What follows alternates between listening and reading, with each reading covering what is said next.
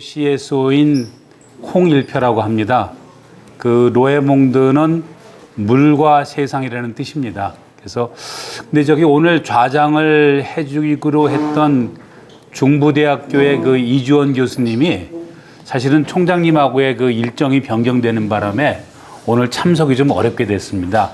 그래서 그 내용은 사전에 저희한테 이제 미리 말씀을 주셨는데 저희가 새로 이 좌장을 모시기도 어렵고 해서 그냥 제가 그 좌장도 대신하고 제가 주제 발표도 그렇게 하려고 합니다. 그 부분에 대해서 여러분들께 좀 양해를 드리겠습니다. 그래서 이 좌장은 저희가 그 이주원 교수님을 모시려고 했지만은 이 세션을 기획은 저희 춘천 물포럼 안에서 저희가 이 세션을 기획을 했습니다. 그래서 오늘 여러분들을 모시고 진행하고자 하는 이 세션은 이 춘천에 있는 우리나라 최초의 그리고 최대 규모의 다목적 댐인 소양강 댐이 작년에 이제 건설 50년을 맞이했습니다. 그래서 그동안 이 소양강 댐으로 인한 좋은 점과 또는 피해를 봤던 점, 그런 공과와 또 앞으로의 50년을 내다볼 때 이 댐의 역할에 대해서 과연 우리가 어떻게 제안을 해야 되고 또 어떤 부분들을 개선을 해야 되고 그러한 것들을 한번 논의를 해보면 어떨까 하는 이제 그런 생각을 가지고 저희가 이 세션을 기획을 하게 됐습니다. 그래서 이제 특히 오늘은 그 저희 진장철 이사장님을 비롯해서 이제 패널로 오신 몇 분들은 이미 작년에 이 소양강댐 50주년을 맞이해서 이 춘천 시민사회 기록 이 보고서를 만들어내신 자료집을 만드신 분도 계시고 그동안 사실 이 소양강댐에 대해서 많은 고민을 해오신 분들을 저희가 오늘 이 토론으로 모셨고 특히 이제 주제 발표도 오늘 2개가 있습니다. 저는 소양강댐 건설 50년하고 그에 따라서 이 소양강댐이 치수라든가 이수라든가 하는 그 물관리 측면에서 어떤 역할을 해왔느냐 하는 그런 부분을 말씀을 드리고자 합니다. 사실 제가 드리고자 하는 말씀은 어떻게 보면은 소양강댐이 지난 50년 동안 참 좋은 일만 해왔다라는 형태의 말씀을 드리기가 쉬울 것 같고요. 그 다음에 이제 주제 2번으로 보면은 그 강원대학교 명예교수이신 김범철 교수님께서 소양강댐으로 인한 환경적인 현안 및 해결 방안. 사실 이 부분은 어떻게 보면은 소양강댐이 그동안 잘못한 그런 부분들에 대해서도 많이 지적을 해주시고 또 어떻게 하면 더 앞으로 우리가 지속 가능한 방향으로 이런 댐을 운영을 하고 춘천과 같이 나아갈 수 있을지 그런 방안을 이제 말씀을 해 주실 것으로 이제 생각이 됩니다. 그래서 이제 향후 50년을 바라보는 이런 소양강댐의 미래 비전에 대해서도 이런 논의가 필요하고 저희가 발표가 2개가 끝나면 그 여러분들을 모시고 토론을 할 것이고요. 또 토론이 끝난 다음에 플로어에 계신 다른 관심 있는 분들께도 많은 그 질문이라든가 의견을 좀 부탁을 드렸으면 합니다. 저희가 시작하기 전에 먼저 오늘 제2 발표 그리고 토론을 해주시기로 한 분들이 간단하게 그 자기 소개를 좀 해주셨으면 합니다. 토론으로 참석해 주시는 저희 진장철 이사장님, 간단하게 개인 소개 좀. 제가 이 마이크만 사고 놀 줄 몰라가지고. 30초입니다. 진장철입니다. 오늘 이 세션에서 소양강댐 건설 50년, 작년에 50주년을 맞았습니다만 앞으로 고민해야 될 사항들이 많습니다. 오늘 발제와 토론을 통해서 실질적인 소득이 있기를 기대합니다. 고맙습니다.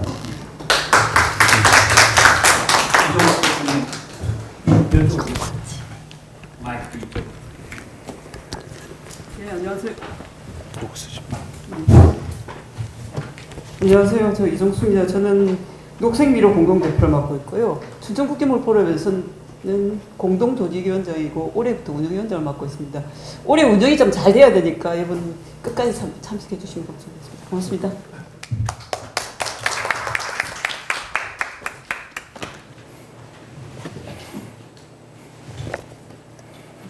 자, 그 다음은 이제 박지원 대표님.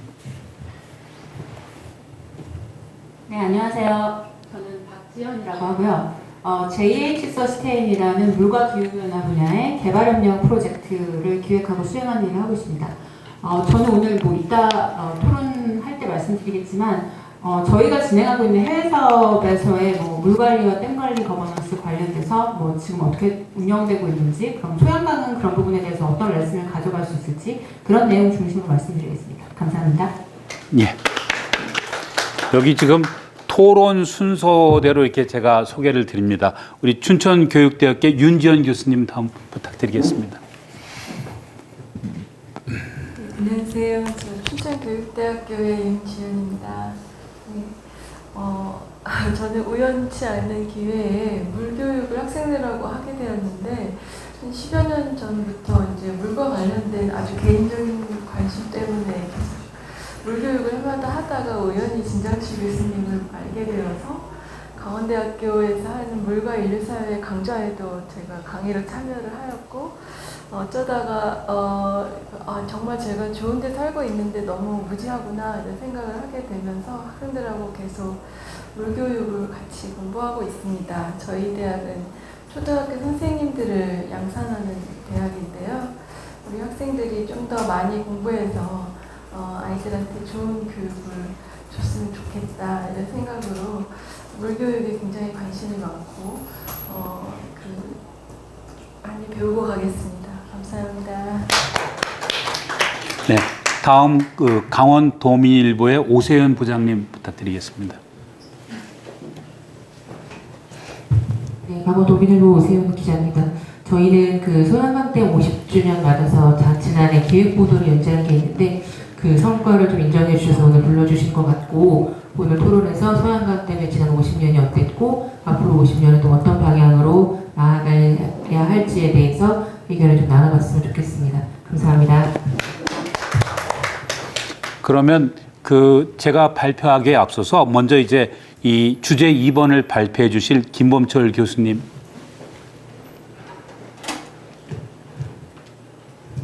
네, 강원대학교 환경학과 김범철입니다.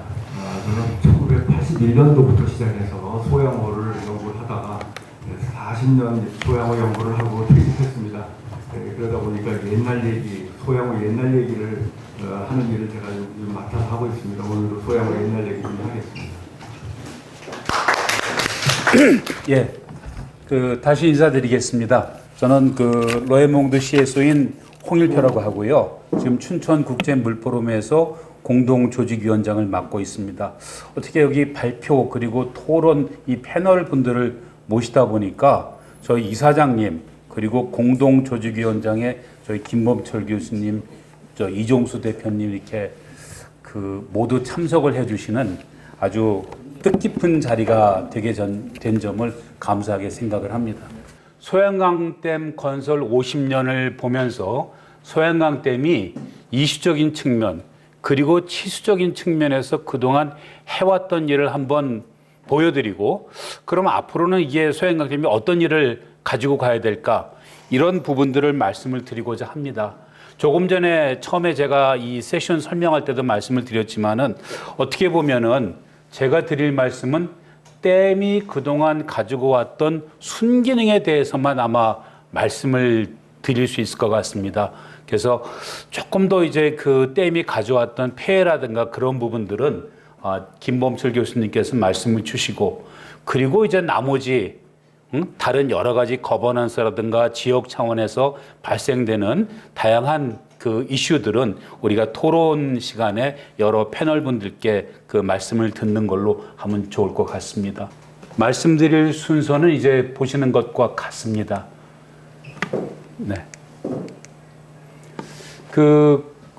사실 소양강댐 건설에 대해서 논의가 될 때는 우리나라 국민 소득이 500불 이하 그 정도 수준이었었고, 산업화를 위해서는 용수 수요가 급했고, 그리고 수도권 서울이 개발되기 위해서 홍수라든가 용수라든가 공업용수, 생활용수가 한참 필요로 하는 그런 시기였습니다. 그래서 이런 용수 수요가 급증하게 됐고 수자원을 확보하는 것이 필요하게 된 것이 이 건설이 소양강댐을 만들게 된 배경이라고 말씀드릴 수 있겠습니다. 당초에 이제 소양강댐은 수력발전 전용댐으로 계획이 됐었지만은 그 당시에 여러 가지를 검토를 하다 보니까 수력발전보다는 홍수라든가 다른 용수 공급까지 충분한 역할을 해줄 수 있는 그런 다목적 댐으로 다목적 댐으로 건설하는 것이 보다 편익이 좋겠다 해서 다목적 댐으로 변경을 하게 됐습니다. 지금 이제 소양강 댐뿐만이 아니라 한강수계에 있는 다양한 댐들을 지금 보실 수가 있겠습니다. 여기 보시면은 이제 소양강 댐 같은 경우에는 우리가 유용 면적이 한 2,700 정도 되고요. 한강수계의 한 10% 정도의 면적을 우리가 가지고 있다고 볼 수 있겠습니다. 그리고 보시는 것처럼 댐의 형식은 이제 사력댐입니다. 그 댐 재원은 뭐 높이가 한 120m, 길이가 한 530m, 총 저수 용량은 한 29억 톤인데 이 부분은 아직까지 우리나라 최대의 다목적 댐이라고 말씀드릴 수 있겠습니다.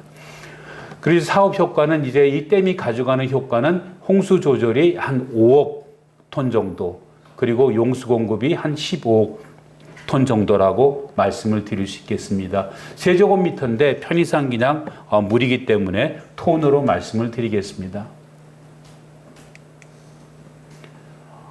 소양강댐이 현재까지 온 것을 보면 소양강댐을 일단 만들기 위해서 우리가 1967년도 11월 달에 한국수자원개발공사, 지금 이제 K워터죠.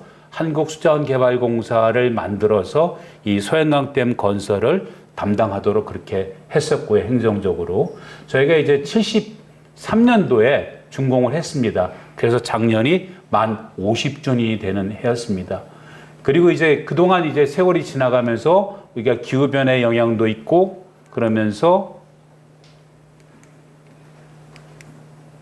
기후변화의 영향을 고려해서 보조 여수로를 이제 2010년도에 만들게 됐습니다. 소양강댐은 지금 보시는 이런 사진처럼 그림처럼 이렇게 이제 다양한 그 형태로 구성이 되어 있습니다. 그래서 지금 기존 여수로가 있고 여기 보조 여수로가 빠져나와 있고 위에 이제 선택 취수할 수 있는 이런 취수장이 있습니다.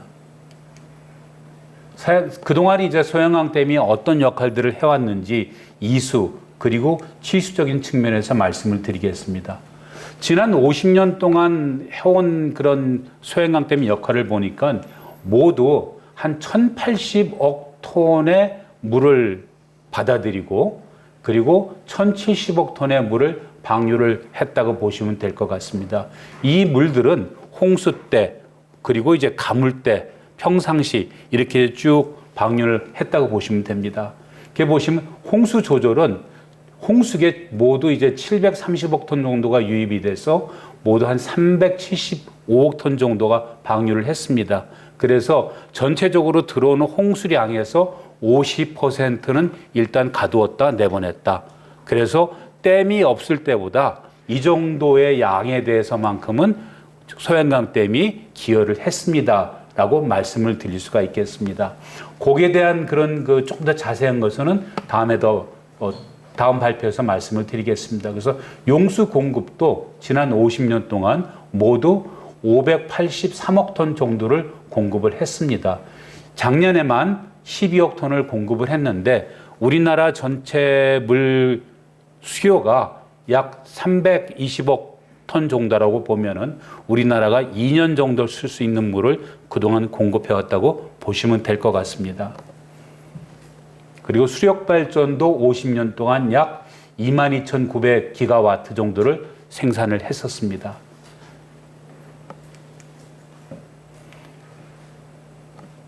조금 전에 이제 말씀드린 이제 홍수기 때 얼마만한 유량이 나왔었고 비수기 때는 약 350억 톤 정도가 유입이 돼서 한 700억 톤 정도를 방류를 했는데 결국 이 얘기는 홍수 때 받아들인 물량을 갈수 때 가뭄 때 조금 더 여유 있게 풀어줬다. 그렇게 보시면 될 것 같습니다. 밑에 보시는 것은 이제 그동안에 했던 그런 그 역할들을 보실 수 있고요.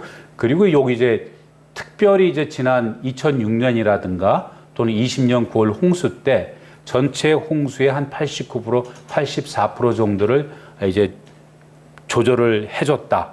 그래서 잠수교, 저희가 이제 체크 포인트를 하다 보면 한강에서는 이제 잠수교에 대한 수위로 우리가 나타낼 수 있는데요. 잠수교의 수위를 뭐 0.5m 또는 1.4m 정도 낮출 수 있는 그런 역할을 했다. 이렇게 말씀을 드릴 수 있습니다.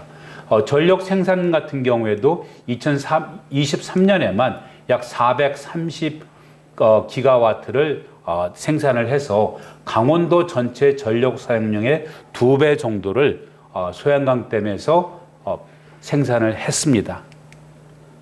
홍수 조절 역할 조금 더 이제 자세히 본다면은 2006년도에는 다시 말씀드리면은 잠수교는 한 최대 0.5m까지 내렸고 수위를 차량 통제, 잠수교 침수하는 시간을 14시간 정도 우리가 낮출 수가 있었습니다. 그래서 요 밑에 그림들을 보시면은 이제 댐이 있었을 때와 없었을 때 이렇게 차이가 나는 부분들을 보실 수가 있겠습니다. 그리고 2013년도에도 동일한 이런 효과를 이제 봤다갈 수 있고요. 그리고 이제 최대 그 역할은 2013년도에는 약 그 수위를 하류에서 1.9m까지 저하시킨 그런 그 사례가 있었습니다. 그래서 여기도 마찬가지로 보시면은 밑에 그 잠수교 쪽에서 그 수위 댐이 있을 때하고 없을 때하고 이렇게 그 유량이라든가 또는 하천에서의 수위의 그 변동을 여러분들께서 지금 직접 보실 수가 있겠습니다.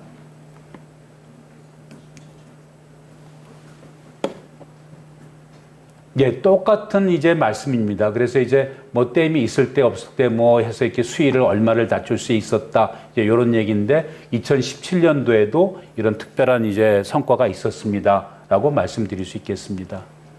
그래서 이제 홍수를 놓고 본다면은 사실 상류에 이런 다목적 댐이 있음으로써 하류에서의 홍수 관리에 대해서는 충분한 자기의 역할을 하고 있었다라고 말씀을 드릴 수 있겠습니다. 지금까지는 계속해서 제가 이제 그 서울에 있는 잠수교를 말씀을 드렸는데 지금 요 부분 2020년도 자료를 보면은 이제 소양 2교 또는 소양 6교에 대해서 댐이 있을 때와 없을 때 그 차이를 말씀을 드렸습니다. 그래서 때 소양 2교에서나 소양 6교에서 보면 약 한 5m에서 5m 이상을 저희가 그 수위를 낮출 수가 있었다. 이렇게 말씀을 드릴 수 있겠습니다. 그리고 실질적으로 이제 그 댐이 하는 역할 중에서 용수 공급이 있겠습니다. 그래서 이제 저수기라든가 또는 갈수기에 안정적으로 용수를 공급할 수 있는데요. 수도권에 공급되는 용수 전체의 절반 정도, 한 45%입니다. 절반을 소양강댐에서 이제 공급을 하고 소양강댐의 수위가 최저치를 기록했던 이제 가물대입니다. 1978년이나 2015년도에도 사실상 수도권에 안정적으로 용수를 공급할 수 있었습니다. 그때 만약에 이 소양강댐이 없었다면은 수도권에 뭐 제한급수라든가 아니면은 상당한 이 물이 모자라는 그런 물난리가 있었겠다. 이렇게 이제 말씀을 드릴 수가 있겠습니다. 그래서 이 소양강댐의 운영 성과를 이제 간단하게 요약해서 말씀을 드린다 그러면은 일단은 홍수를 5억 톤 이상의 홍수 조절함으로써 우리가 홍수를 조절할 수 있고요. 그리고 이제 그 연 12억 톤 정도의 생공연수, 1.3억 톤 정도의 농업용수, 하천 유지 용수는 또 한 2.5억 톤 정도 이렇게 용수 공급을 지금 하고 있습니다. 그리고 이제 그 에너지 자체도 약 465 기가와트를 이제 생산을 하고 있고요. 소양호의 수질을 1등급을 계속 지속해서 이제 유지를 시켜줬다고 하는데 저희가 사실은 이건 수자원공사 자료를 그대로 썼습니다. 그래서 이렇게 작성을 했고 아마 이 부분에 대해서는 김범철 교수님께서 좀 더 상세한 말씀을 주실 거라고 생각을 합니다. 지금 보면은 저희가 전통적으로 가지고 있는 단순한 물 공급을 하고 홍수를 방어하고 그리고 이제 전기를 청정 에너지를 생산한다는 이 댐이 가지고 있는 전통적인 이수냐, 치수냐 이런 기능을 넘어서 우리가 이 댐이 가지고 가는 새로운 가치에 대해서 다른 이제 시각으로 바라봐야 될 때가 이미 지나갔다라고 이제 말씀을 드릴 수가 있겠습니다. 그래서 댐이 가져가는 여러 가지 이제 가치들을 본다면은 생태 서비스, 이커 프렌들리한 부분들, 그런 부분들을 어떻게 생태 서비스를 할 것이냐, 그런 생태 서비스가 가지고 가는 이런 지역 경제에 미치는 영향들, 그런 것도 이제 고려를 할 수가 있을 거고요. 그리고 이제 중요한 부분은 최근 이제 뭐 이 부분은 이제 수자원공사가 주장을 하고 있는 내용인데요. 이해관계자들과의 다양한 조율을 통해서 ESG 관점에서 지속 가능한 이 댐의 운영, 이것을 이제 만들어 가겠다고 지금 하고 있습니다. 그래서 결국 환경적인 측면이나 그리고 사회적인 측면이나 또는 이런 지배구조나 이런 부분들이 조금 더 투명성 있게 지속 가능하게 변해갈 것이라고 지금 생각을 하고 있습니다. 비슷한 말씀을 이제 보신 거고요.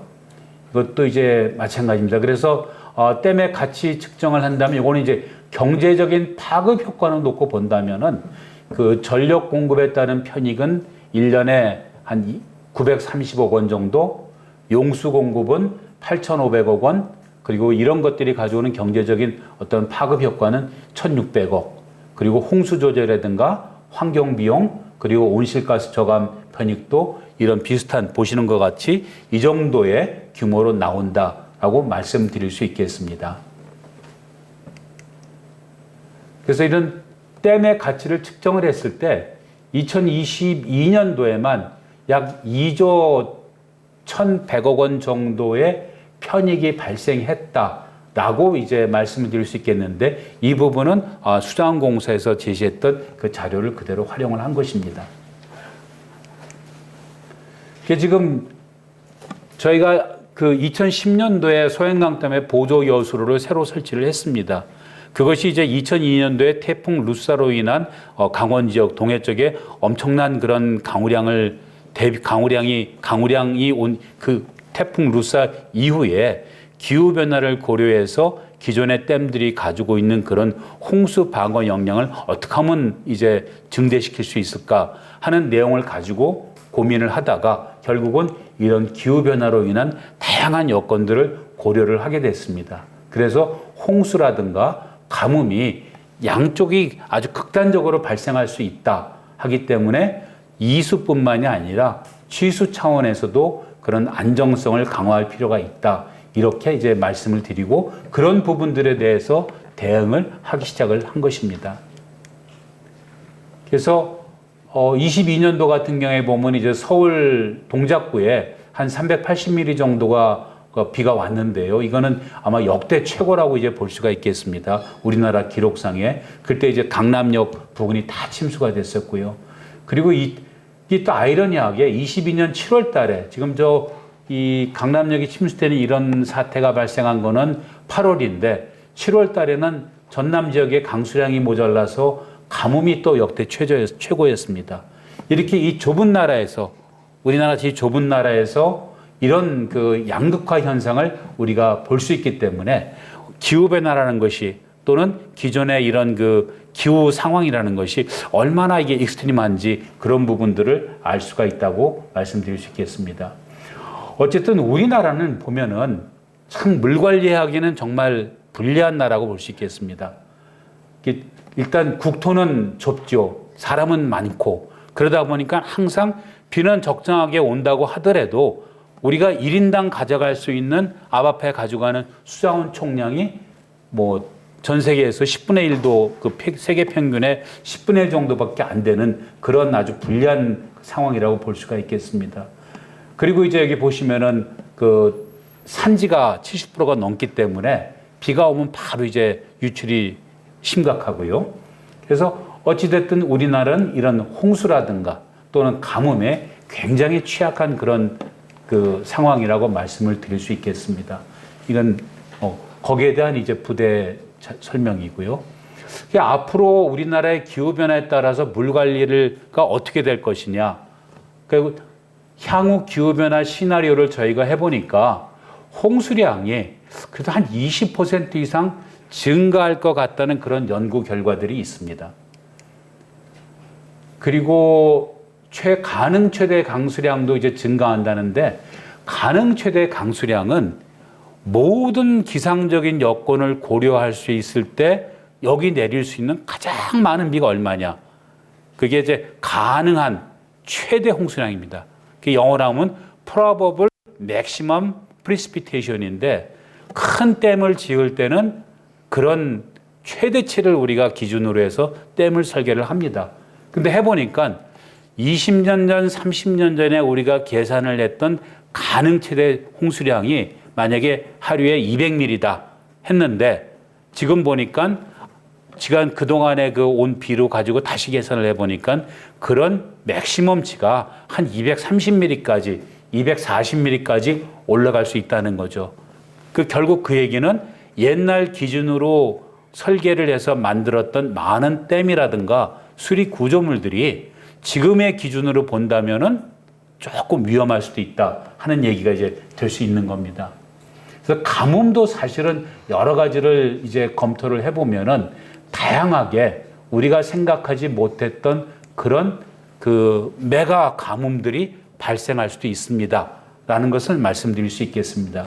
그래서 결국은 요즘 같은 기후변화 시대에 우리가 기존에 지금까지 쭉 자료들을 분석을 해보면은 30년 전에 비해서 가뭄이 발생할 수 있는 것도 더 그 수치가 커졌고, 또는 홍수가 더 극심한 홍수가 발생할 수 있는 확률도 더 많아졌다. 그렇게 말씀을 드릴 수가 있겠습니다.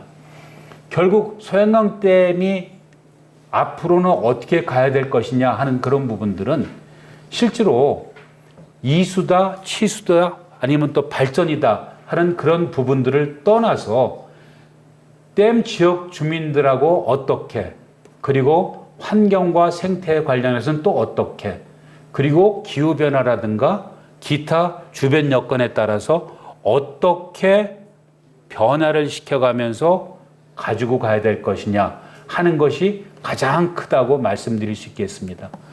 댐의 구조적인 부분, 댐의 이수 능력이라든가 홍수 방어 능력을 더 키운다 하는 거는 그쪽에서 정리를 할 수 있을 것이라고 보고요.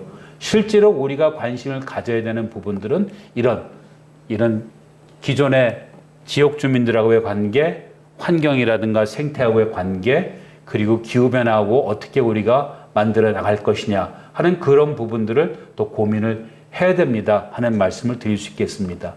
그 밑에 보시는 부분들은 이제 약간 엔지니어링 측면에서 볼 때 좀 더 안전하게 댐을 운영하려면, 홍수나 이수에 대해서 더 잘 운영하기 위해서는 구조적인 부분, 구조물 자체에 대한 규모를 늘리는 부분도 있을 거고, 또 비구조적인 부분, 댐 운영하는 매뉴얼을 바꿔서 더 안전하게 만들어 갈 수도 있습니다.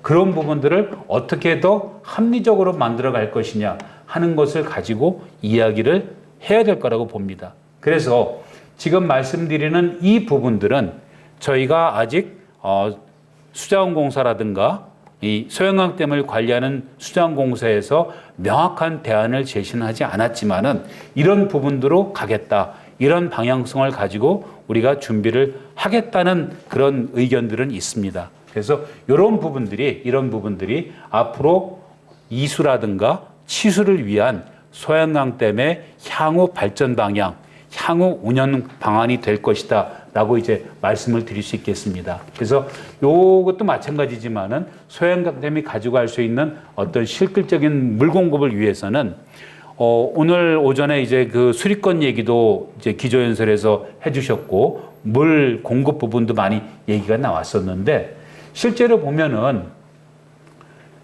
워터 어카운팅 모델이라는 게 우리가 지금 물을 얼만큼 딱 쓰겠다는 그 내용을 가지고 수리권 물 관리를 하고 있지는 않습니다. 지금은 내가 물을 얼만큼을 쓰겠다라는 그런 그 허가 또는 계획을 가지고 이 물을 배분을 하지 내가 실제로 얼마를 썼다는 별로 고려가 안 되고 있습니다. 그래서 여기 제시하는 것들이 좀 더 이 물을 효율적으로 이용하기 위해서는 워터 어카운팅을 모델을 적용해서 물을 제대로 그 물순환 측면에서 고려를 하겠다 하는 얘기인데 뭐 실질적인 그 물 이용을 고려해서 물 공급을 하겠습니다는 이제 그런 얘기라고 받아들이시면 될 것 같습니다. 그래서 이수와 치수에 대한 이제 소양강댐의 역할 그리고 앞으로의 댐 운영, 댐 관리에 대해서는 제가 이제 말씀을 드렸고 그 두 번째 발표로 이제 환경 부분에 대해서는 김범철 교수님께서 말씀을 드리도록 하겠습니다. 감사합니다.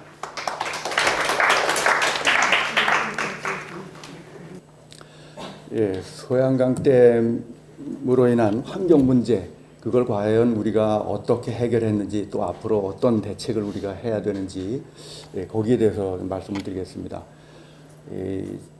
어떤 것이든지 자연을 변화시키면은 뭔가가 변화가 일어납니다. 변화 중에는 뭐 긍정적인 것도 있고 많은 또 부정적인 변화도 있죠. 댐으로 인해서 일어난 그 부정적인 변화 또는 긍정적인 변화, 이것을 오늘 말씀드리고 앞으로 우리가 해결한 일, 과거에 해결한 내용은 어떤 것이 있고 해결하지 못한 것은 어떤 것이 있는지 말씀을 드리겠습니다. 가두리 양식장으로 인한 부역량화가 우리 소양강 댐을 만들면서 처음 이슈가 됐던 환경 문제입니다. 그러다가 그 다음에 탁수 발생한 것이 굉장히 중요한 이슈였고요. 최근에 이제 녹조 현상이 이제 이슈가 되고 있고, 그 다음에 냉수 방류, 그 다음에 하천 연속성 차단, 하류의 안개 증가, 수위 변동에 의한 수변 서식지 악화, 이 부분은 뭐 아직도 해결이 잘 안 된 부분입니다. 앞으로 우리가 해결을 하기 위해서 노력을 해야 될 부분입니다. 가두리 양식장으로 인한 부역량화가 소양호에서 일어난 첫 번째 환경 이슈였습니다. 80년대에는 물이 맑은 호수였습니다. 그런데 한 88년부터 제가 소양호의 부역량화가 심각하게 일어난다고 하는 경고를 하는 그 논문을 쓰기 시작했는데 90년대에 아주 절정을 이루었죠. 이 가두리 양식장이 늘어나서 물 색깔을 보시면 이게 녹색입니다. 이게 소양호 가두리 양식장을 제가 찍은 사진인데, 이런 그 심각한 녹조 현상이 있었다는 사실을 지금 뭐 젊은 분들은 모르죠. 90년대에 있던 일이니까. 소양호가 이렇게 녹조 현상이 있었나? 작년에 좀 녹조 현상이 심해지니까 소양호가 만들어진 지 50년 만에 최초로 일어났다고 막 보도가 됐는데 사실 최초 아닙니다. 예전에 더 심했습니다. 그런데 이건 우리가 해결했습니다. 이건 해결했습니다. 99년도에 가두리 양식장을 완전히 철거하면서 해결했죠.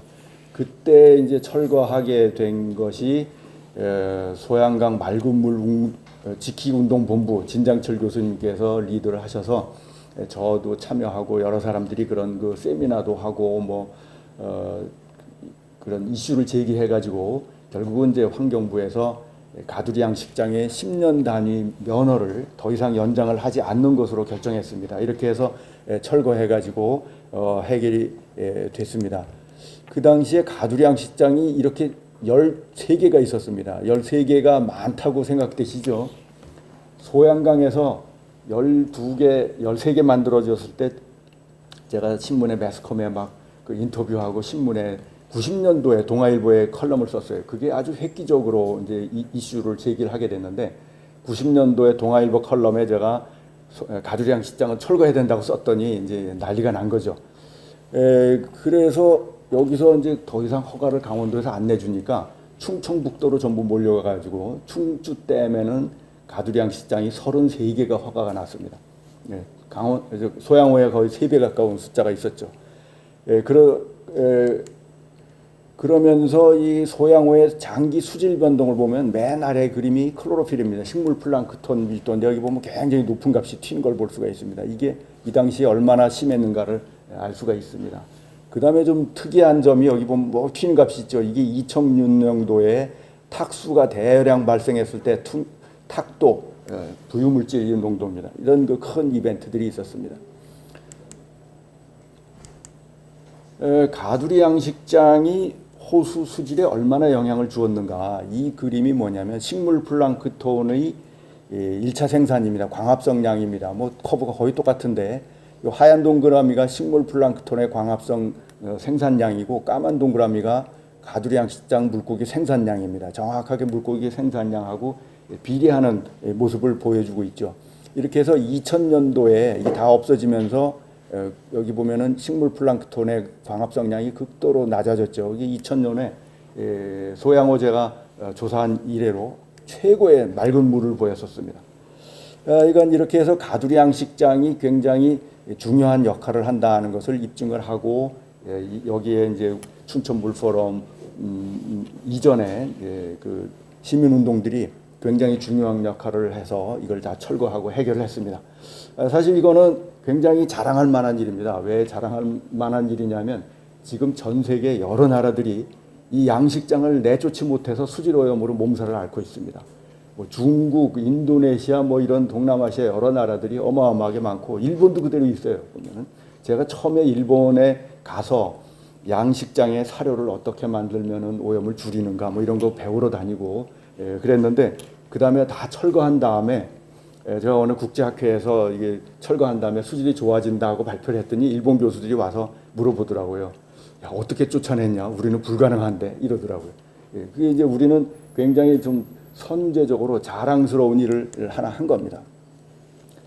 그 다음에 이제 두 번째로 이 소양호가 만들어지면서 탁수 장기화라는 현상이 일어났습니다. 탁수가 발생했는데 댐에서 물을 가두어 가지고 그 물을 써야 되니까 어쨌든 수자원을 확보하기 위해서 가둬 놓으니까 탁수가 계속 방류되는 거죠. 그런데 2006년도에 탁수가 한 6개월간 방류가 됐습니다. 어마어마한, 보통 한 달이면 끝나는데 6개월씩 지속이 된 거죠.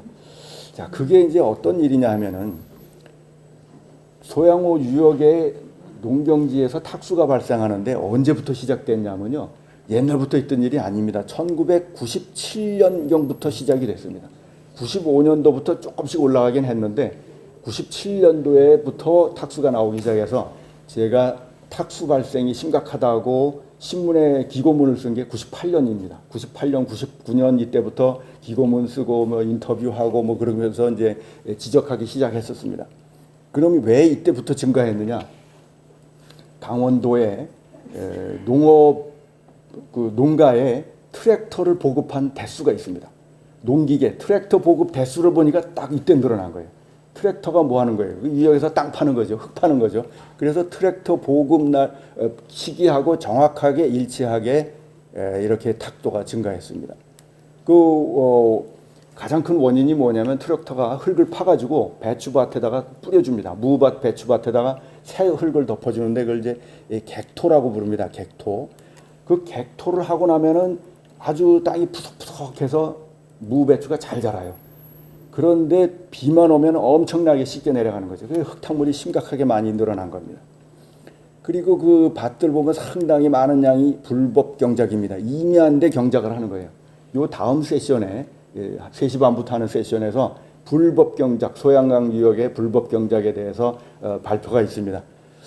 그러니까 이렇게 해서 탁수가 엄청나게 발생해가지고 심각하게 문제가 돼서 이때도 이제 2006년도 탁수 발생 이후에 그때 진장철 교수님하고 여러 시민들 모임을 많이 만들고 시민 세미나도 만들고 또 국무총리실을 찾아가서 탁수 대책을 세워라 이런 그 요구를 하고 해서 만들어진 그 대책이 객토도 중단했고 객토 그 보조를 중단했고요. 그다음에 소양댐에 선택 취수탑을 만들었습니다. 선택 취수탑을 만들어서 이 탁수가 아닌 맑은 물을 하류로 선택적으로 배출할 수 있는 시설을 만들고 뭐 이렇게 해서 상당히 해결을 했습니다. 아직도 해결되지 않은 부분은 불법 경작지, 불법 경작지는 아직도 해결 못하고 있습니다. 저는 뭐 우스갯소리로 산림청장 고발하자 뭐 그런 얘기를 하고 하는데 2006년도에 탁수 현상이 얼마나 심각했는가 20년 전이니까 여러분들 잘 모르실 텐데 이렇게 심각했습니다. 이 다리가 무슨 다리냐면요. 인제읍 앞에 가면은 사구미교라는 다리가 있습니다. 인제읍에서 조금 아래쪽에 사구미교라는 다리가 있는데 이 높이가 10m도 넘어요. 그래서 여기가 저희 그 소양강 물 채수 지점인데 두레박으로 줄을 아주 길게 해가지고 밑에서 내려서 겨우 물을 뜨는 그런 강이에요. 그런데 이 강물이 불어서 이 다리를 넘쳤습니다. 다리를 넘쳤어요. 그 정도로 아주 심각하게 탁수가 대량으로 발생했습니다. 이때 강우량을 보면은요, 한 3일 동안에 한 800mm 뭐 이렇게 내렸습니다. 그리고 이제 댐도 뭐 거의 다 채워지고 여기서 조금만 더 왔으면은 소양댐이 홍수 저감 능력도 못할 뻔했습니다. 그냥 그대로 넘칠 뻔한 거죠. 그 얼마나 탁수 현상이 심각했는지 한번 사진 몇 개 보여드리겠습니다. 이게 소양강 물을 댐 물을 수심별로 채수를 한 거예요. 수심별로 채수를 했는데 여기 보면은 중간에 흙탕물이 들어가 있고 맑은 물이 있고 맨 밑바닥에 흙탕물이 있고 말이죠. 표면에서 보면 맑은 물이에요. 표면에서 보면 맑은 물인데 중간에 흙탕물이 들어가서 이 흙탕물이 계속 방류가 된 거죠. 이렇게 해서 그 시기적으로 이렇게 떠서 해보면은 위에는 이제 약간씩 이렇게 침강이 돼서 맑은 물이 됩니다. 그런데 심층에는 계속 탁수가 남아 있어가지고 6개월간 계속 방류가 되는 그런 사태가 벌어졌던 거죠. 이 물을 보시면 아주 심각하게 흙탕물이죠. 이게 소양강 물이요, 소양댐 물이었습니다. 그래가지고 여기서 나온 탁도를 보면은 이렇게 탁도가 막 40, 50 이렇게 넘어가고 40이 어느 정도냐면 미국에서 그 송어가 사는 하천 수질 기준이 20입니다. 20이고 송어가 안 살면 좀 높은 데는 이제 40이고 한데 댐에서 이런 그 표층에서도 이걸 초과하는 이런 높은 탁도가 나왔다는 거죠. 이제 상류에서 보면은 소양강 상류 농경지의 그 탁도를 보면은요, 뭐 여기 SS가 여기 보면은 1000단위로 나와 있습니다. 1000, 2000, 3000. 그러니까 하천 수질 기준이 미국에서 20, 40 이런데 우리나라 하천에서 비 오는 날 1000단위로 넘어가는 거예요. 이렇게 탁수가 발생하고 있다는 거죠. 근데 옛날부터 탁수가 나온 건 아니에요. 여기 제가 똑같은 8월 달에 소양댐의 수질 자료를 보면은 90년도에 깨끗했습니다. 95년 되니까 약간 늘어났어요. 99년 되니까 중간에 탁도가 50을 넘는 게 들어갔습니다. 그러다가 이제 2006년 되니까 막 300을 넘는 이런 물이 들어왔다는 거죠. 그래서 요 시기가 아까 말씀드린 그 객토를 많이 하는 그런 시기였다는 거죠. 그래서 소양강 탁수가 이렇게 누런 물이 방류가 되는 상태가 몇 달 지속됐던 거죠. 이게 또 의암호에도 내려가가지고 의암호도 완전히 탁수가 늘어나서 이때 무슨 일이 벌어졌냐면 물속에 침수 식물이 다 죽어버렸어요. 한 달 지나니까 그때 한 달 후에 그 식물 하시는 분한테 조사를 부탁을 했더니 다 죽었다. 의암호만 죽은 게 아니라 그 밑에 청평호도 탁수가 들어가서 이게 다 죽고요. 그 다음에 팔당댐까지 수생식물이 다 죽었어요. 그러니까 수생식물이 죽으면 어떻게 되느냐면 그걸 먹고 사는 뭐 새우, 곤충 이런 게 없어지고 물고기 알을 낳을 데가 없어요. 물고기 알을 뻘에다 낳으면 다 죽습니다. 수초에다 붙여놔야 사는데 물고기가 알 낳을 곳도 없어지고 알을 낳아도 그 위에 진흙이 다 덮여가지고 죽고 이렇게 해서 그 다음에 물고기도 없어지는 아주 생태계의 아주 그 괴멸 현상이 일어났죠. 그런데 이것도 이제 많이 해결됐습니다. 어떻게 해결했느냐? 저희가 국무총리실에 가서 막 항의하고 대책 세워라 이랬더니 그 원인을 이제 그 객토가 원인이다, 고령지 농경지가 원인이다 했더니 인제군, 양구군 이런 데서 객토 지원을 중단했습니다. 그 전에는 어떻게 했냐면요, 밭에다가 객토한다 그러면 군청에서 돈 줬습니다. 농민들이 농사 짓는데 도움을 주기 위해서 객토를 보조를 해줬어요. 그러니까 공짜로 흙 퍼다가 막 부어가지고 흙탕물이 어마어마하게 나온 거죠. 그런데 이제 반대로 객토 지원을 중단하고 또 새로이 객토를 하려면 어디서 흙이 있어야 되죠. 흙을 산에서 파왔습니다. 막 국유림 이런 데 막 파오는 거예요. 국유림 파는 것도 산림을 파는 것도 못하게 하고 이렇게 해서 굉장히 많이 줄었어요. 객토가 많이 줄어들고 또 그러면서 이 채소밭이 과수원으로 좀 전환이 되고 인삼밭이 늘어나고 하면서 이 탁수가 많이 줄어들었습니다. 그래서 이것도 어느 정도 우리가 이제 해결을 했다고 볼 수가 있는데, 그리고 나서도 해결이 안 된 게 있습니다. 최근에 녹조 현상이 이제 계속 일어나요. 작년에만 일어난 건 아니고 사실은 그 전부터 일어났는데 작년하고 올해 조금 비가 초여름에 많이 오면서 좀 심해졌죠. 어떻게 오느냐면요. 요거 제가 7월 초에 가서 찍은 겁니다. 7월 1일 날 가서 찍고, 그 다음에 요거는 이제 7월 말에 가서 찍은 거예요. 한 달 차이가 납니다. 처음에 흙탕물이 잔뜩 들어와요. 흙탕물이 잔뜩 들어오고 한 달 지나면 그걸 먹고 이제 조리가 막 성장하는 겁니다.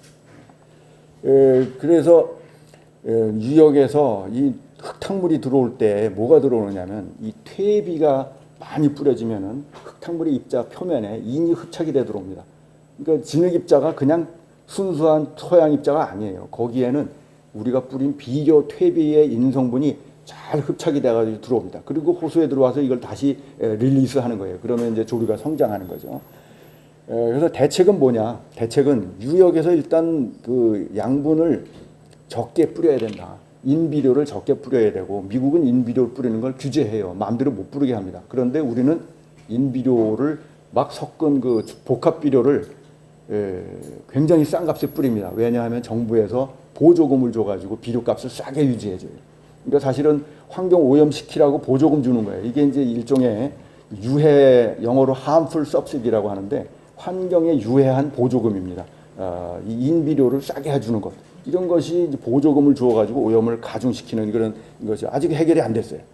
그 다음에 축산 총량제 같은 것들이 이제 대책인데, 축산도 계속 늘어나고는데, 그 외국에서 보면은 선진국에서는 축산을 면적당, 초지 면적당 마리수 이런 걸 제한합니다.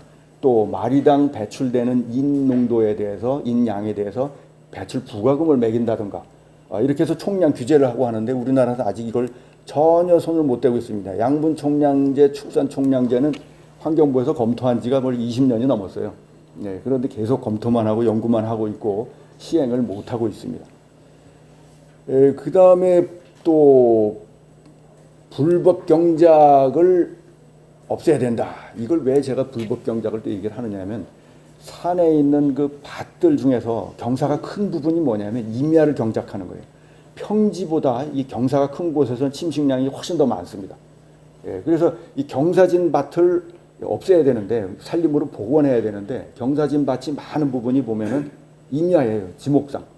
그 지목상 임야인데 그걸 경작하는 것을 그대로 방치하고 있습니다. 사실 이걸 방치하는 것은 지자체라든가 산림청에서 사실은 그 임무를 제대로 하지 않는 그런 그 실태라고 생각이 되는데, 어쨌든 이 불법 경작 실태에 대해서는 다음 세션에서 논의가 될 겁니다. 이 녹조 현상이 이 농경지에서 오는데, 농경지에서 오는 인을 우리가 아직 저감하지 못하고 있습니다. 앞으로 해결해야 할 숙제입니다. 그 다음에 냉수 방류로 인한 그 수생태계 피해가 있습니다. 그 댐이 수심이 깊다 보니까 중간에 이하는 아주 찬물이 들어가 있어요. 그래서 이제 냉수가 방류가 되는데, 그럼 냉수가 방류가 되면 생태계에 어떤 영향이 있느냐? 물고기가 사는데 장애를 줍니다. 그래서 지금 소양댐에서 의암댐 사이, 소양댐에서 의암댐 사이 한 20km 정도 구간에는 물고기가 거의 없어요. 굉장히 적어요. 아주 그 뭐 요즘 송어, 브라운 송어 같은 거 몇 마리 정도고 굉장히 적습니다. 거기는 이 여름에 냉수로 인한 피해가 굉장히 많고, 또 이 댐 방류수는 냉수가 나오면 뭐냐면 용존기체 과포화라는 현상이 나타납니다. 영어로 super saturation이라고 하는데, 용존기체가 수심이 깊은 곳에, 압력이 높은 곳에 있다 보니까 과포화되어 있는 거예요. 일종의 사이다 같은 현상이죠. 사이다, 맥주같이 가스가 이제 녹아 있다가 이게 댐에서 갑자기 방류가 돼가지고 압력이 낮아지고 수온이 높아지면 이게 이제 막 휘발이 됩니다. 그래서 제가 작년에 조사했더니 120% 정도까지 과포화로 나왔어요. 120% 정도 나오는데, 미국 기준이 한 110% 정도가 기준입니다. 선진국의 기준이. 그 기준을 초과하는 물들이 지금 나오고 있는데, 이 용존기체 과포화는 어떤 피해를 주느냐면, 사람이 잠수했다가 갑자기 올라오면 잠수병이 생기죠. 똑같은 게 물고기에서 일어납니다. 몸 안에 혈관 속에 기포가 생깁니다. 예, 이게 이제 잠수병이 생기는 거죠. 그 가스 버블 디지즈라고 부르는데 이 가스 버블 디지즈가 생기기 때문에 이걸 이제 110% 넘어가면은 유해하다고 판정을 하는 거예요. 근데 이것을 아직 해결을 못 하고 있습니다.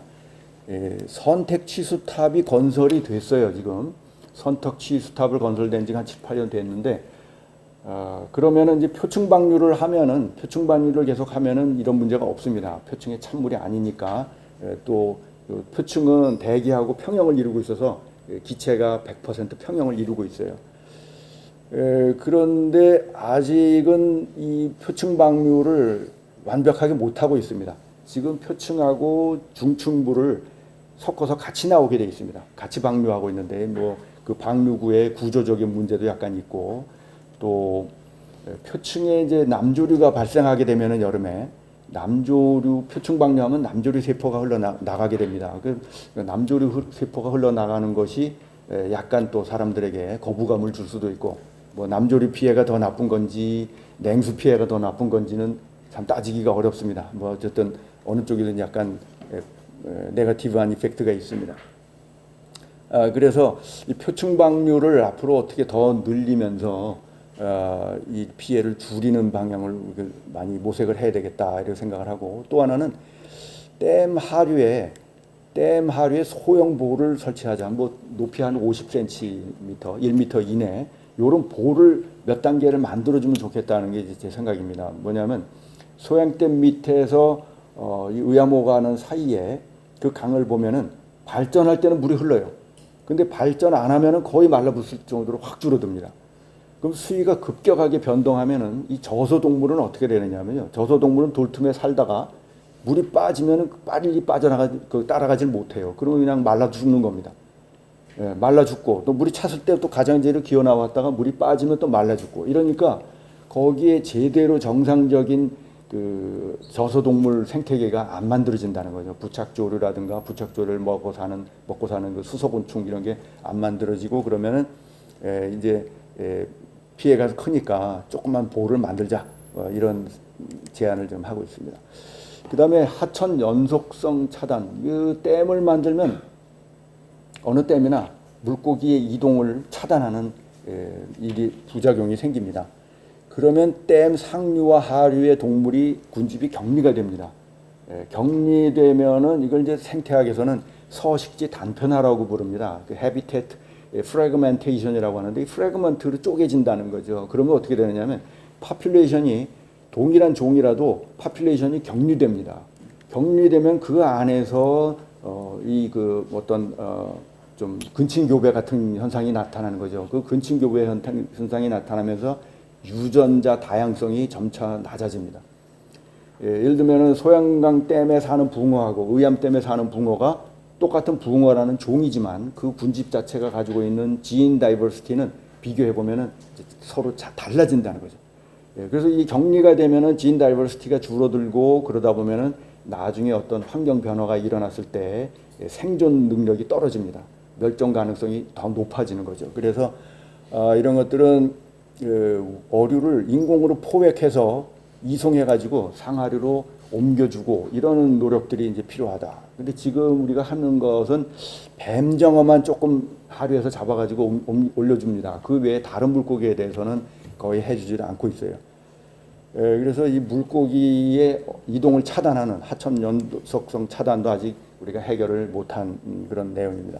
그다음에 하류의 안개 증가 이것도 소양강 댐 물이 그 계절 지연 효과 그러니까 여름엔 찬물이 내려오고 겨울에 따뜻한 물이 내려오고 이 대기 온도하고 댐에서 나오는 물이 온도가 달라짐으로써 이제 생기는데 이것도 이제 완전히 해결은 못했지만 표층 방류를 하면은 그 온도가 대기 온도하고 많이 가까워지기 때문에 많이 줄일 수가 있습니다. 그런데 아직 앞에 나왔던 얘기처럼 선택 취수탑에서 표층 방류를 많이 하지 않고 있는 그런 상태에 있습니다. 그래서 저는 수자원공사에 계속 그런 건의를 합니다. 표층 방류를 많이 해라.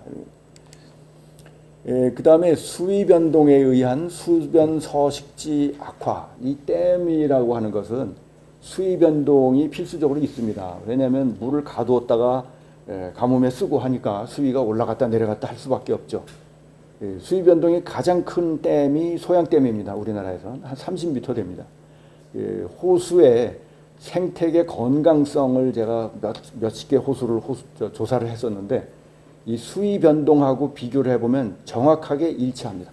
수위 변동이 작은 호수일수록 생태계 건강성이 좋습니다. 식물도 많이 살고 동물도 많이 살고 그래요. 그래서 이 수위 변동에 의해서 생기는 나대지, 수변에 이제 나대지가 소양강, 댐 가면 엄청 많이 있습니다. 예를 들면 댐이 이렇게 있으면 만수위와 저수위 사이에 굉장히 많은 그 바닥이 노출되는데 얼마나 노출되느냐 하면요. 소양강 댐이 만수대 면적이 한 70제곱킬로미터 됩니다. 그런데 물이 쭉 빠졌을 때 면적이 한 40제곱킬로미터 됩니다.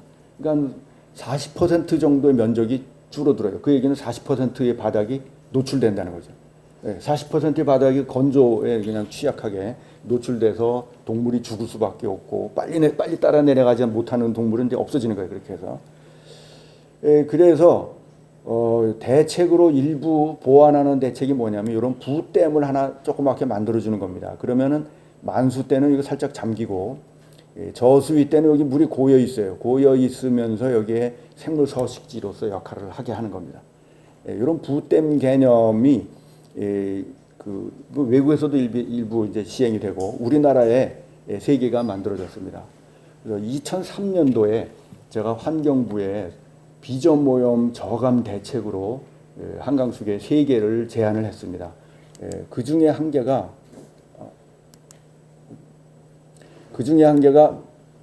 성제보라고 해서 그 소양강 유역 인제 유역에 인제읍 앞에 신남에 만들어진 보가 하나 있는데 그것은 이제 탁수가 들어올 때 거기서 저감해 가지고 탁수를 침강시키는 그런 효과를 가지는 거죠. 탁수를 침강시키고 또 동시에 이 생물 서식지를 제공하고 이런 것으로 제안을 해가지고 이게 만들어졌습니다. 처음 만들려고 할 때 그 많은 환경단체에서 댐을 만든다고 하니까 반대를 많이 했어요. 근데 제가 나서서 이거는 환경 파괴하는 댐이 아니라 이미 환경 변화를 아주 심각하게 유발한 이 소양댐이라고 하는 큰 댐의 환경 훼손을 조금이라도 줄이기 위한 보완하기 위한 댐이다 이렇게 설득을 해가지고 성사가 돼서 만들었습니다. 그런데 성제보를 인제군에서 관리하면서 작년에 가보고 깜짝 놀랐어요. 물을 다 빼버린 거예요. 수문을 다 열어가지고 물을 빼버린 거예요.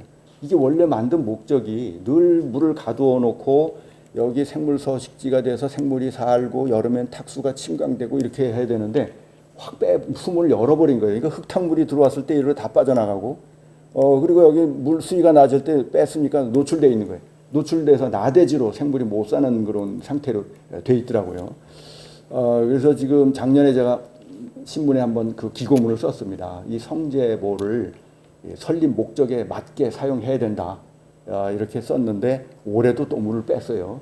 그래서 이 성제보를 과연 인제군에서 그 물을 왜 빼고 저렇게 막 관리하느냐 하면은 인제군에서는 축제용으로 쓰고 있습니다. 빙어 축제용, 빙어 낚시 축제용, 뭐 여름에도 뭐 그 낚시 캠핑 축제용 이런 축제용으로 인식을 하고 사용하고 있어요. 원래 만든 목적은 이제 그 환경 개선을 위해서 만든 것인데 저는 이 인제군에서 이렇게 물을 빼고 하는 것은 상당히 반환경적이라고 생각해서 이 성제보의 앞으로 관리를 어떤 방향으로 할 것인가 우리가 이제 관계자들이 모여서 논의를 좀 해야 되고 또 관리 주체가 과연 인제군이 관리를 하는 것이 맞는가 이게 이 소양강 댐의 환경 보완을 위해서 만든 보호인데 이것을 인제군에서 관리하는 것이 타당한가 이런 것에 대해서 한번 의견을 좀 모아볼 필요가 있지 않을까 이렇게 생각을 합니다. 그래서 이상 그동안 그 소양호에서 일어났던 여러 가지 환경 이슈들 또 거기에 대한 대책 그 중에서는 우리가 해결한 것도 있고 해결하지 못한 숙제도 있고 해서 말씀을 드렸습니다. 네, 감사합니다. 지금 토론자분들은 모두 이제 앞으로 자리를 좀 이동을 해주시면 감사하겠습니다. 보통 저희가 이렇게 토론을 하게 되면은 이 좌장으로 시작해서 바로 이렇게 옆으로 이렇게 가는데 늘 그렇게 해왔기 때문에 오늘은 거꾸로 하도록 하겠습니다. 그래서 제일 먼 쪽에 계신 오세현 부장님께 먼저 제가 그 의견을 패널 토론을 좀 부탁을 드리도록 하겠습니다. 일단은 한 5분 정도, 맥시멈 5분 정도 말씀해 주시고 그리고 저희가 이제 거기에 대해서 조금 다른 의견에 그런 게 있다면 약간의 토론을 다시 하고 그리고 지금 토론자분들께는 한 2, 3분의 시간을 더 드리도록 하겠습니다. 그리고 혹시 그 사이에 지금 우리 플로어에 계신 분들께도 저희가 말씀할 기회를 드리도록 하겠습니다. 일단 토론 먼저 진행이 되고 플로어에다가 저희가 이제 의견이 있으신 분들은 이제 저희가 발표를 요청을 드릴 거고요. 제일 끝에 지금 오세현 그 부장님 먼저 말씀을 부탁드리도록 하겠습니다. 네, 아까 인사드렸던 강원도민일보 오세현 기자입니다. 저희는 지난해에 소양강댐 준공 50주년을 맞아서 1년에 걸쳐 장기간에 연재를 했는데요. 소양강댐 빛과 그림자라는 기사로 한 30여 편의 기사를 작고를 했습니다. 그 소양강댐이 탄생하게 된 배경, 그리고 그 과정에서에 있었던 일들, 지역 주민분들의 아픔, 현재의 지역 피해 상황까지 좀 진단을 했는데 그 기사를 썼기 때문에 오늘 토론 자리에 또 불러주신 게 아닐까 그렇게 생각을 하고 있습니다. 제가 말씀드릴 수 있는 거는 소양강댐 수몰민들의 현재 상황, 그리고 소양강댐 건설로 인해 춘천, 양구, 인제가 어떤 변화를 겪게 됐는지 그 부분이 될 것 같습니다. 저희는 그 춘천과 인제, 양구에 걸쳐 있던 수몰민을 직접 만나서 50년 전 댐 준공 당시의 상황을 좀 들어봤는데요. 73년 댐 조성으로 6개면 38개 지역에 수몰이 됐습니다. 당시 집계로는 이주민은 3,153세대, 그리고 이제 18,000여 명이 수몰민으로 집계가 됐고, 춘천에 거주하고 있는 수몰민도 현재로서는 8,800여 명에 이르게 됩니다. 소양강댐이 들어선 지가 벌써 반세기가 됐는데 소양강댐의 아픔이나 지역 주민분들이 겪는 불편은 현재이고 현실입니다. 댐 관련해서도 지역 주민들의 정서가 지금 계속 엇갈리고 있는데요. 소양강댐 이후 지역의 몰락을 눈으로 지켜봤기 때문이 아닌가 생각합니다. 환경부가 오늘 브리핑을 하면서 양구 수입첨댐처럼 그 지역 주민들이 강하게 반발하는 댐에 대해서는 그 공사를 서두르지 않겠다고 밝혔습니다. 양구 주민분들이 이렇게 반발하고 있는 것은 양구가 소양강댐 건설로 인한 직격탄을 맞은 곳 중에 하나이기 때문이 아닐까 이렇게 생각을 하는데, 댐 건설로 인한 갈등을 제때 관리하지 않으면 앞으로 환경부가 각종 사업을 추진할 때 있어서 또 다른 장애물이 되지 않을까 그렇게 생각을 하고 있습니다. 제가 만난 그 수몰민들의 사연을 좀 몇 가지 소개를 하고 싶은데요. 한 수몰민은 지금도 구글에 주소지를 검색을 해보기도 하고 또 고향 속 땅을 바라보면서 어린 친구들과 밥 한 끼 먹고 싶다는 분들도 계셨습니다. 그 물에 잠긴 고향이 보이는 곳에 치매에 걸린 어머니를 모시고 가서 사진을 찍고 그 사진을 영정사진으로 쓰신 분들도 있었습니다. 그 저희 보도를 통해서도 강원연구원의 그 연구를 통해서 댐 주변 지역의 피해가 10조 원에 달한다는 보도가 나오면서 국회에서도 나섰는데요. 더불어민주당 허영 의원이 최근 물값 제대로 받기 4법을 대표 발의를 했습니다. 해당 법안이 통과가 되면 유역에 포함되는 지자체들이 주도적으로 물을 관리할 수 있는 기반을 마련할 수 있다는 게 허영 의원 측의 입장입니다. 그 소양강댐을 중심으로 충주댐도 큰 댐 중에 하나인데요. 댐이 위치한 소재지 기초의회끼리도 연계가 됐습니다. 전국댐 소재지 시군구 협의체가 결성이 돼서 소재지 24곳에 발족에 대한 공문을 보내고 협조를 요청한 상태입니다. 제가 우려하고 있는 건 지속 가능성입니다. 소양강댐 준공 50주년이 이슈가 되고 댐 건설로 인한 여러 가지 갈등이 수면 위로 등장을 하면서 지역에서 국회에서도 여러 가지 대안을 내놓고 있지만 사실 정치권의 움직임은 정권 교체나 선거라는 변수 때문에 지속 가능성을 담보하기가 사실 어렵습니다. 그래서 저는 소양강댐 피해 지원을 위한 민간 협의체가 좀 구성돼야 한다고 판단이 되는데요. 정부에서도 소양강댐 수몰민들의 피해는 알고 있다고 얘기는 하지만 아직까지 피부에 와닿는 지원은 부족한 게 현실입니다. 그래서 민간협의체 구성을 통해서 정부, 지역사회와 협의체가 지속적으로 소통을 하고 주민들이 필요로 하는 지원 대책을 이끌어내는 게 시급하지 않을까 생각을 하고 있습니다. 기후 위기에서 댐 건설은 어떻게 보면은 이제는 선택을 해야 되는 상황일 수밖에 없을 것 같은데요. 남부 지역을 중심으로 지금 반발이 굉장히 거세게 일고 있는데 소양강댐 50년의 피해를 안고 있는 양구에 또 다시 댐을 짓겠다고 하는 것은 이전의 피해가 오로지 보상되지 않은 상황에서 다시 댐을 짓겠다고 하는 것은 사실 양구 지역 주민들한테 받아들이기 어려운 문제일 수 있습니다. 그래서 이런 자리가 계속 마련이 돼서 댐이 더 이상 갈등의 요인으로 부각되지 않도록 정부에서도 좀 지원 대책이 필요하지 않을까 생각합니다. 토론을 마치겠습니다. 예, 역시 이제 그동안 이 관련되는 부분들을 많이 다양하게 이제 그 조사를 하시고 또 기사화하셨고 그런 사례를 많이 보셨기 때문에 아주 간략하게 많은 내용을 지금 주신 것 같습니다. 저도 지금 이제 피해 국민 제가 한 가지만 확인하고 싶은 게 피해 주민에 대한 지원 대책을 위한 민관 협의체 같은 것이 이미 소양강댐을 대상으로 하시는 건지 아니면 지금 새로 얘기하는 이런 수입천 댐을 대상으로 말씀하실 그 부분만 좀. 지금 제가 말씀드리고 싶은 거는 저희가 스몰 지역 중심으로 댐 지원 기금을 활용하기 위한 대책 위원회는 발족이 되어 있고 그 댐 주변 지역 기금을 어떻게 활용할지에 대한 협의체는 있는데 그거는 좀 사실 협소한 개념인 거죠. 그 댐 주변 지역 5km에 있는 주민들을 한해서만 하는 지원 대책이고 댐 건설로 인한 피해는 지역 전체가 보고 있는데 이걸 일부분의 지역 주민분들이 논의해서 기금을 어떻게 활용하고 지원 대책을 어떻게 논의할지는 사실 좀 협소한 개념이기 때문에 저는 전체적인 지역사회를 아우르는 협의체가 필요하다고 생각을 합니다. 네, 지금 말씀은 기존의 소양강댐으로 인한 그 피해 주민에 대한 지원 대책이 전체적으로 확대될 수 있도록 그런 협의체가 확대되는 말씀이신 거죠? 예, 알겠습니다. 감사합니다. 정말 좋은 말씀 감사드립니다. 이런 내용들이 잘 정리가 돼서 소양강댐이 앞으로 50년을 가지고 갈 때, 향후 50년을 생각할 때 좀 더 이런 부분에 대해서 배려를 하고 그다음에 고려가 돼서 정책이 만들어져야 될 거라고 생각을 합니다. 예, 다음은 윤지연 교수님께 저희가 마이크를 넘기도록 하겠습니다. 기자님 너무 말씀 잘해주셔서 잘 들었습니다.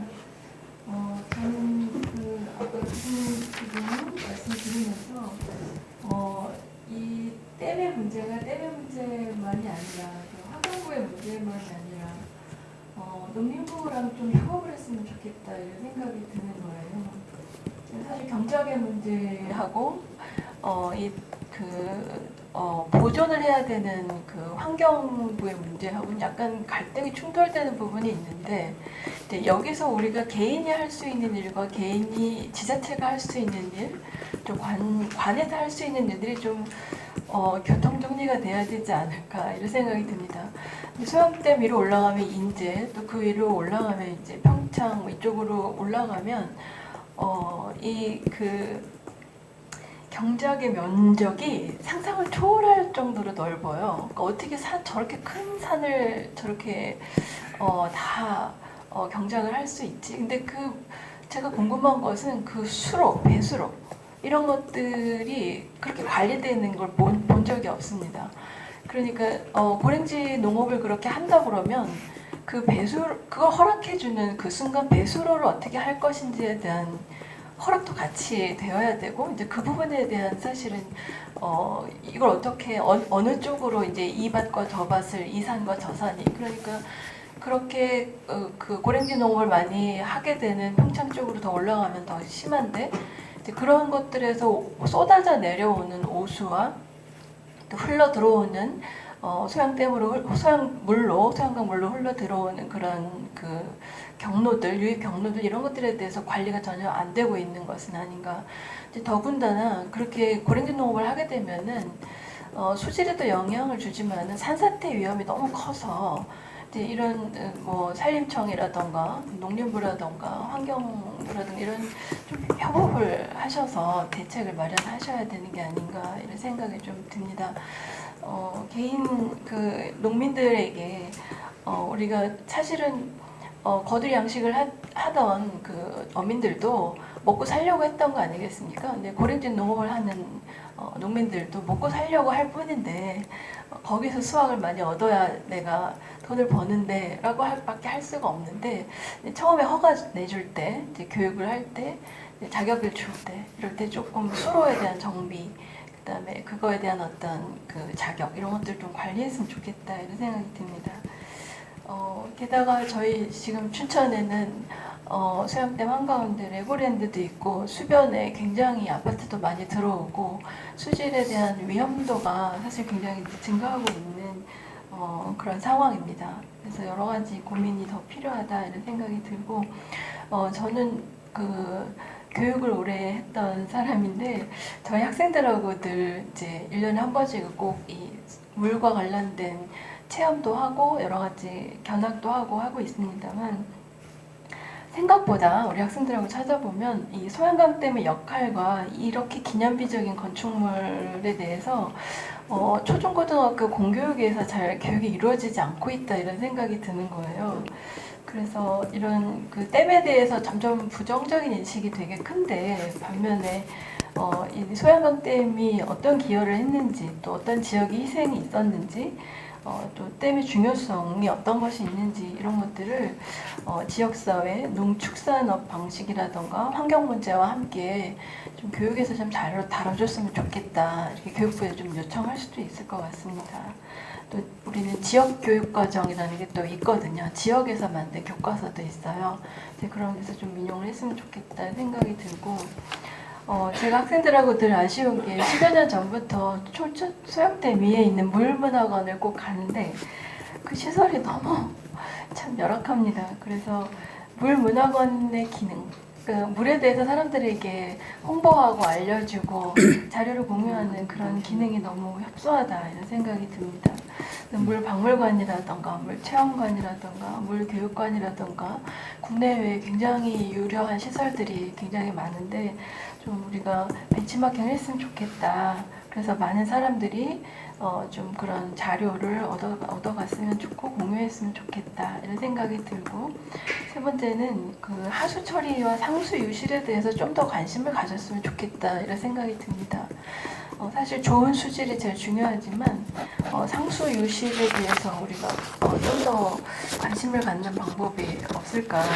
또 하수 처리도 제가 가보면 예전보다 많이 낮았지만 여전히 이게 정말 액체일까 이런 생각이 들 정도로 심각한 하수의 어떤 고민이 참 많습니다. 또 요새는 하수에도 마약이나 여러 가지 약물 농도가 점점 증가하고 있다 하니까 이런 하수 처리에 대한 고민도 우리가 같이 하고 홍보도 하고 했으면 좋겠습니다. 또 아름다운 하수 처리 시설을 짓는 것도 중요하지만 식물원과 연결한다던가 이런 뭐 싱가포르나 국내외 사례들이 굉장히 많으니까요. 좀 수변 공원답게 또 물의 도시답게 좀 물과 관련된 여러 가지 문화 시설들, 교육 시설들 이런 것들이 좀 잘 갖추어줬으면 좋겠습니다. 이상입니다. 예, 감사합니다, 교수님. 제가 한 가지 말씀 중에 확인할 게 하수 처리하고 상수 유실을 말씀하셨는데 혹시 상수 유실이 명확하게 뭘 말씀하신 건지?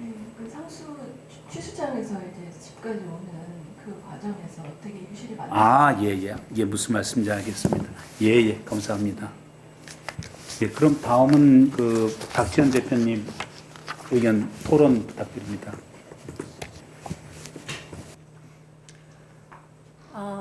소양강댐이 다목적 댐으로서 이제 긍정적으로는 아까 홍일표 박사님께서 말씀하신 것처럼 홍수와 가뭄이 있는 그런 문제에 있어서의 댐으로서의 댐에서의 물 관리를 통해서 긍정적인 그런 이수치수의 해결 요인으로서의 역할을 하고 수력 발전을 통해서 에너지 공급을 하고 생곡 농업 용수의 공급, 하천 유지 용수 공급을 하는 등의 이제 다양한 역할을 하면서 국가적인 차원에서의 중요한 사회 기반 시설로서의 역할을 한다.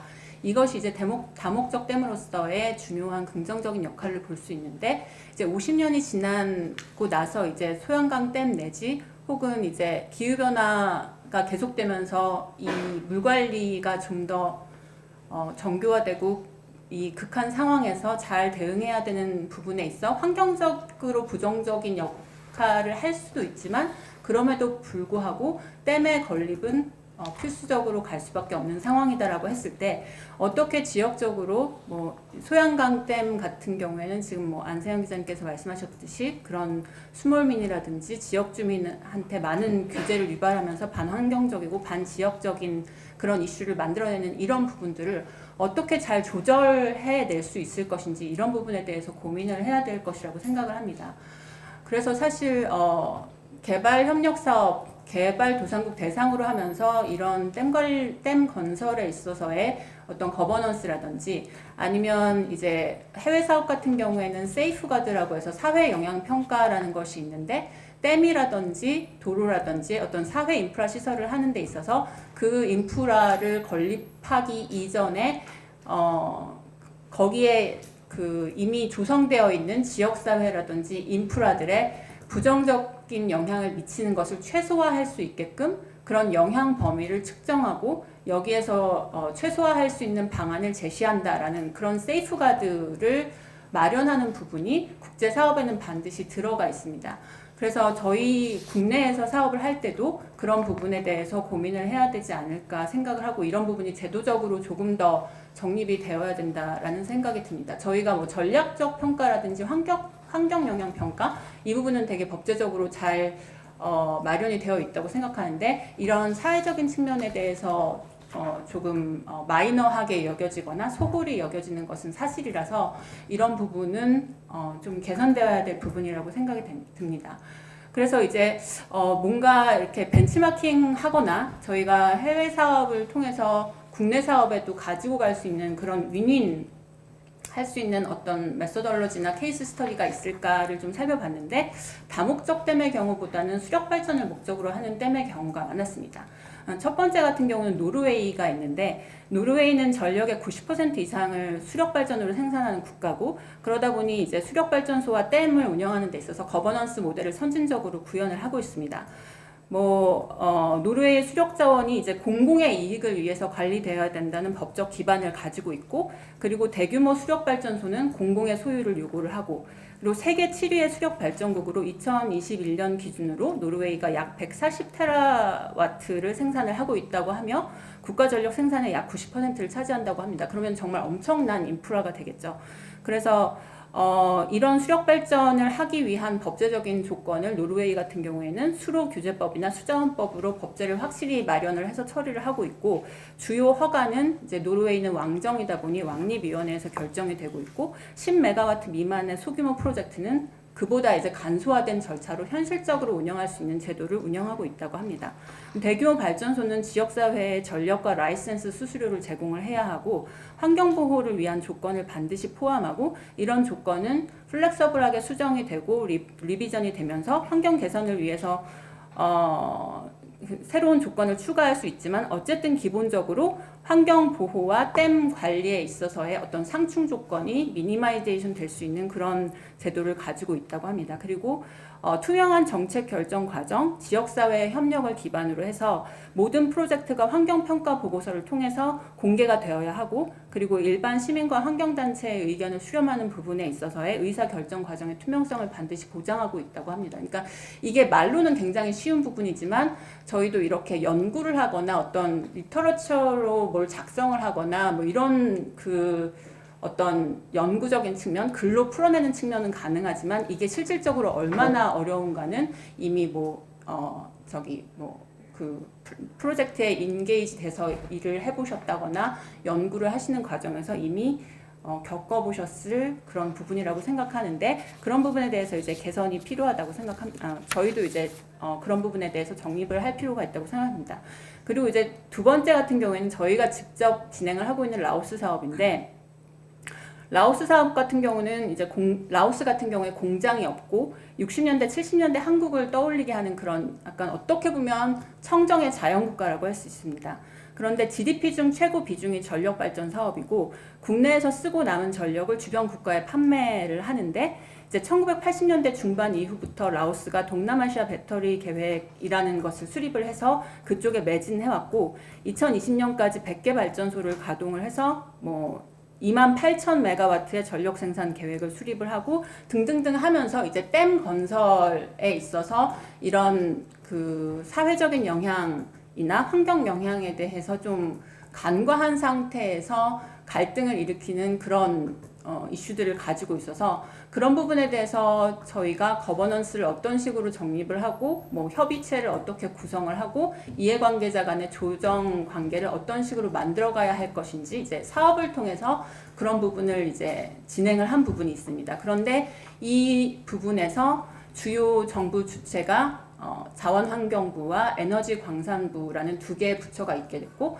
자원환경부 같은 경우는 댐 건설에 있어서 홍수관리 쪽이나 이런 그 그러니까 용수 관리 이쪽에 포커스를 맞추고 있고 에너지광산부는 자기네들이 전체적인 GDP 발전에서의 베너핏을 가지고 올 수 있는 수력 발전에만 포커스를 맞추다 보니까 두 부처 간의 알력도 심하고 이 부분에서의 협의도 쉽지가 않았습니다. 그래서 저희 사업에서는 결국은 댐 관리 쪽에서의 거버넌스 부분은 약간 2차적인 단계로 가고 먼저 환경부 쪽에서의 중앙정부와 이 댐이 건설될 유역관리에서의 지자체가 어떻게 협력을 할지 먼저 조정위원회를 만들고 그리고 나서 이제 댐 관리에 대한 부분을 추가를 하기로 했습니다. 그러니까 제가 말씀드리고 싶은 부분은 이런 모든 인프라 건설과 여기서 미치는 영향에 있어서 이해관계자 협력을 이루는 부분에 어떤 정부 중심으로 돌아가지 않고 중앙정부와 지역사회와 혹은 민간이 잘 이어갈 수 있는 이런 부분을 중장기적으로 체계를 마련해 나가는 것이 정말 중요하다는 측면을 말씀드리고 싶습니다. 네, 이상입니다. 예, 감사합니다. 그 다음은 저희 진장철 이사장님께 마이크를 부탁드리겠습니다. 예, 마침 제가 언급하고자 하는 그 주된 내용이 이 내용을 말씀드리기 앞서서 상당히 우리 박지원 대표님께서 사전적으로 좀 좋은 말씀을 주셨습니다. 실제 댐의 존재는 댐을 건설하고 댐으로부터 많은 이익을 받고 있는 여러 가지 이 사회적 요소와 댐이 위치한 지역의 이 주민들 간에 혹은 지역 사회 간에는 좀 접점이 조금 어긋나는 게 많습니다. 결코 뭐 완전히 상반된다라고 이야기하기는 어렵긴 합니다만 그래도 댐의 존재가 어떤 지역에는 대단히 안심되고 자랑스럽지만 어떤 분들에게는 상당히 걱정스럽다라고 하는 생각을 갖게 만듭니다. 이를테면은 이 홍익표 박사님의 이 발제가 성강댐 50주년을 맞아서 그 이 치수에 관해서 여러 가지 새로운 생각을 정리하고 미래를 전망하는 건데 춘천 지역 주민으로서 이런 독특한 경험이 있습니다. 성강댐 정상에서 조선님 TV조선이든가요. 거기서 주민들을 초청해서 50주년 기념 그 뭐였죠? 그게 음악 콘서트를 했는데 그때 운 좋게도 초청이 되어서 거기 가서 앉았습니다. 그런데 사회자가 뭐라고 말씀하시냐면은 성강댐 50주년을 맞아서 춘천 시민 여러분 축하드립니다 라고 얻었는데 거기 앉아있는 춘천 시민들 중에 진짜 이거 축하받을 일인가? 뭐 의아하게 생각하지 않은 사람이 없을 것 같아요. 이 소양강댐 때문에 좀 어려우니까 소양강댐을 운영하는 측에서 우리를 주민들에게 위로하느라고 이런 행사를 준비하는가라고 생각을 했는데 사회자는 축하드린다고 그래서 조금 생뚱맞다라고 하는 생각을 가진 적이 있습니다. 근데 이게 현실입니다. 그래서 혹시 여기 이 과거 50년 그리고 미래를 이야기할 때는 아까 좋은 말씀 주셨습니다. 앞으로 50년을 생각을 하면서 조금 더 심도 있는 고민을 하신다면은 사실 이 지역 주민들의 생각을 좀 많이 좀 반영을 해야 될 거다. 근데 단순히 지역 주민들이 이 댐의 가치를 두고 경제적 다툼을 한다라는 차원으로만 이해해서는 안 되고요.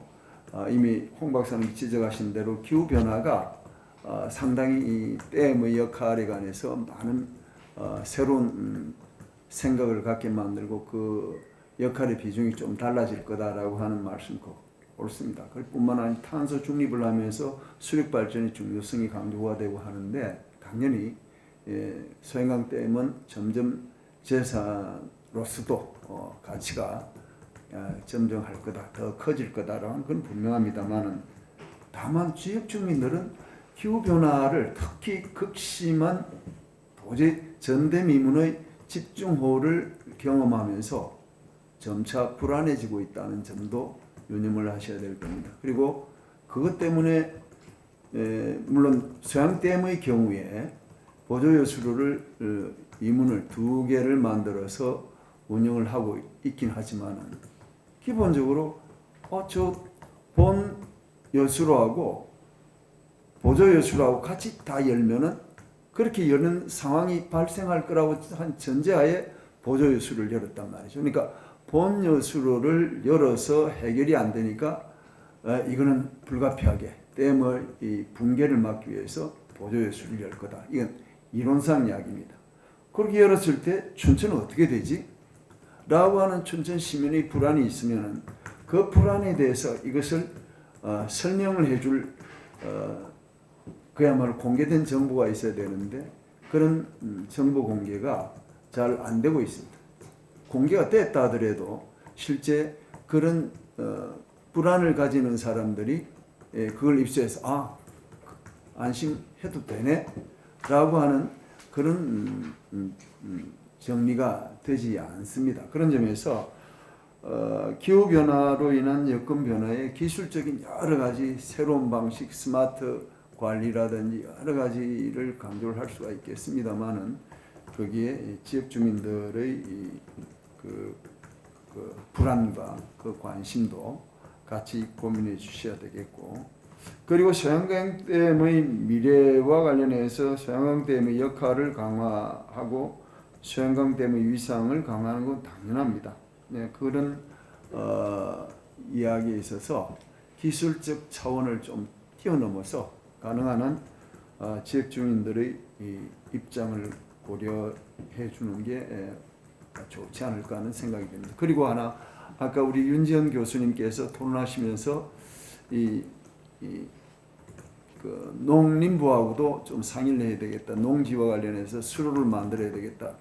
일본의 경우에는 저 지금 이야기가 40년 전 이야기입니다만은 산을 가보면은 임도를 냈는데 모든 임도에는 거의 다 제가 방문했던 걸었던 임도에는 이미 그 배수로가 만들어져 있습니다. 그런데 춘천 인근의 그 수많은 임도에는 그런 거 꿈도 안 꿉니다. 그러니까 큰 비만 내리면 전부 다 이 산사태가 나요.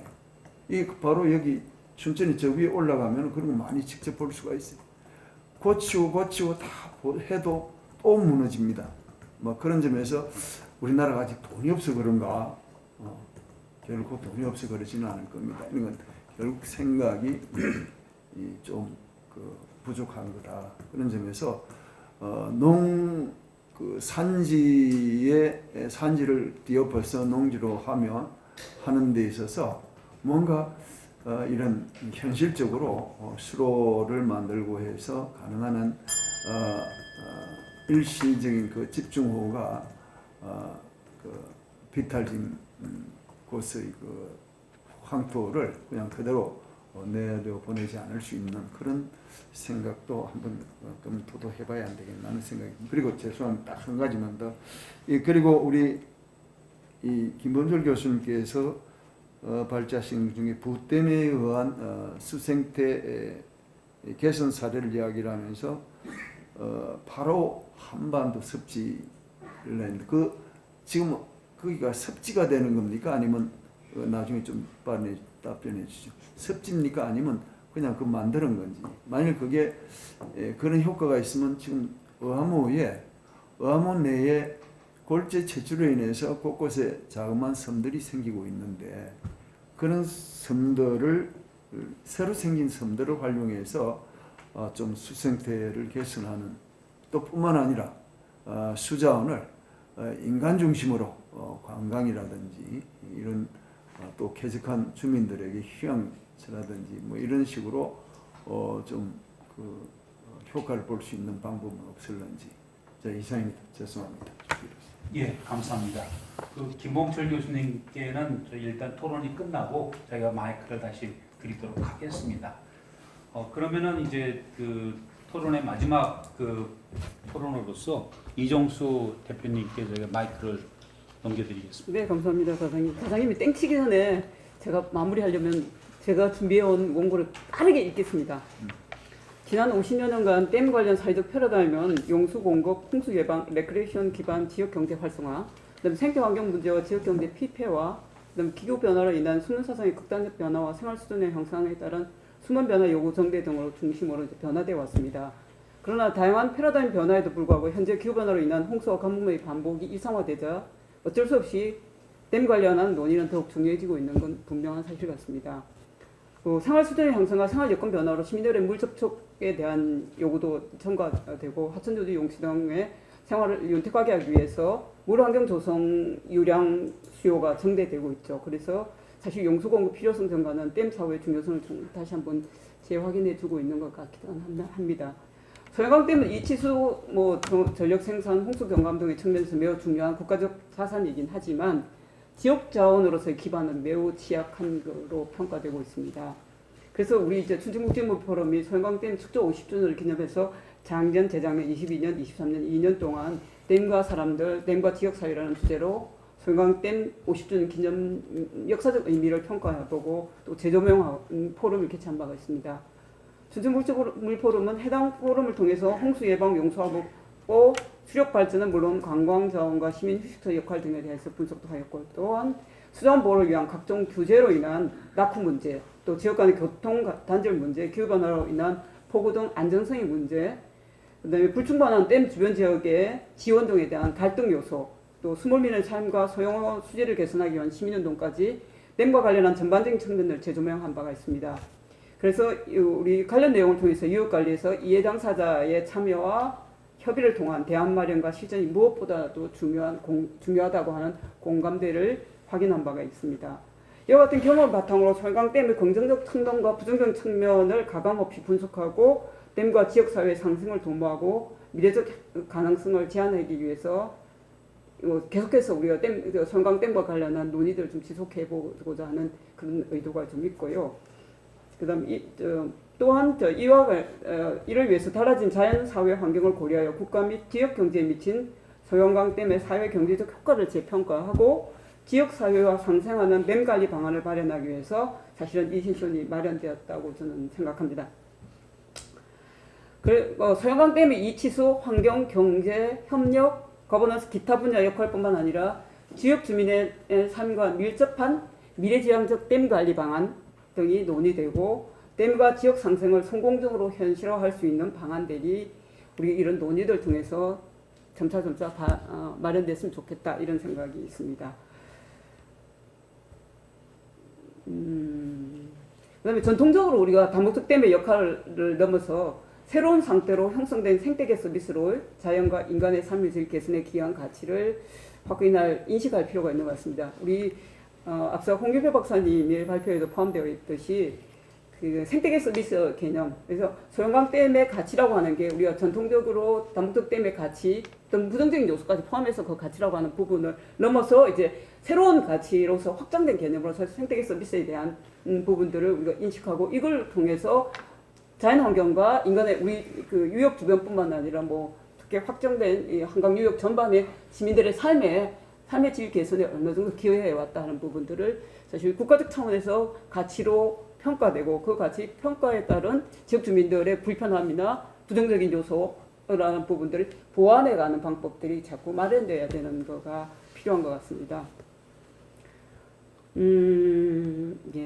그래서 저는 그래서 소양강댐의 생태계 서비스 관점을 적용하게 되면은 소양강댐의 환경과 지역사회, 또 인간에 주는 영향 등의 범주로 더욱더 확장해 갈 수 있는 부분이라서 우리가 이제까지 논의하고 또 평가하고 연구해 왔던 전통적인 방식의 일정한 바운더리가 있는 거 아니고 긍정적인 부분에서 우리 이 치수 부분, 홍수 조절 뭐 이런 등등에 관련한 부분을 같이 평가하고, 그다음에 이걸 인해서 사실 한강 수도권 지역의 산업 발전이라고 하는 부분에서 국가적 평가라고 하는 걸 개량해야 하는 그런 연구들이 쭉 있어왔고, 또 부정적 요소로서 우리 앞부분에서 많은 분들이 이야기해왔던 그런 부정적인 요소 때문에 인한 이러저러한 부정적 요소 이것들을 해결하기 위한 뭐 현득적 방안들이 논의되긴 했습니다만 그게 지난 50여 년 동안에 사회적 논란은 해왔습니다만 평가에 대한 부분은 평가대로 해서 의미를 부여하면서도 부정적 요소를 줄여 나가기 위한 그 사회적 논의라고 하는 부분들이 사실 그렇게 본격적으로 확장되어 가지는 않았던 걸로 보여집니다.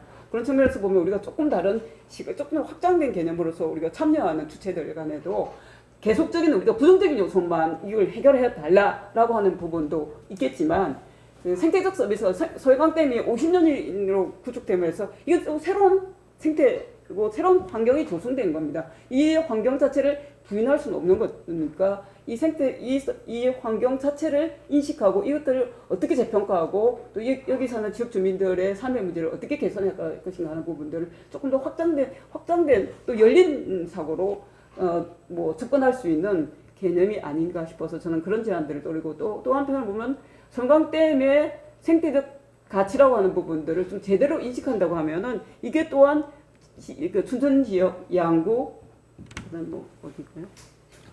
인제 이 지역 어쨌든 소양강댐으로 인해서 수몰의 피해를 입고 여러 가지 뭐 기후 문제, 교통 문제 이런 등등으로 해서 부정적 요소를 받고 있는 지역 주민들의 자산, 우리 지역의 중요한 자산으로 인식할 수 있는 계기도 만들어질 뿐만 아니라 도시의 미교 문제들도 사실은 그 생태 서비스 문제로 해결할 수 있을 거고 확장해가는 개념으로 하지 않을까 싶어서 저는 이 부분에 대한 연구들이 조금 더 보완적으로 진행될 필요가 있지 않을까 그런 정도 말씀드리겠습니다. 고맙습니다.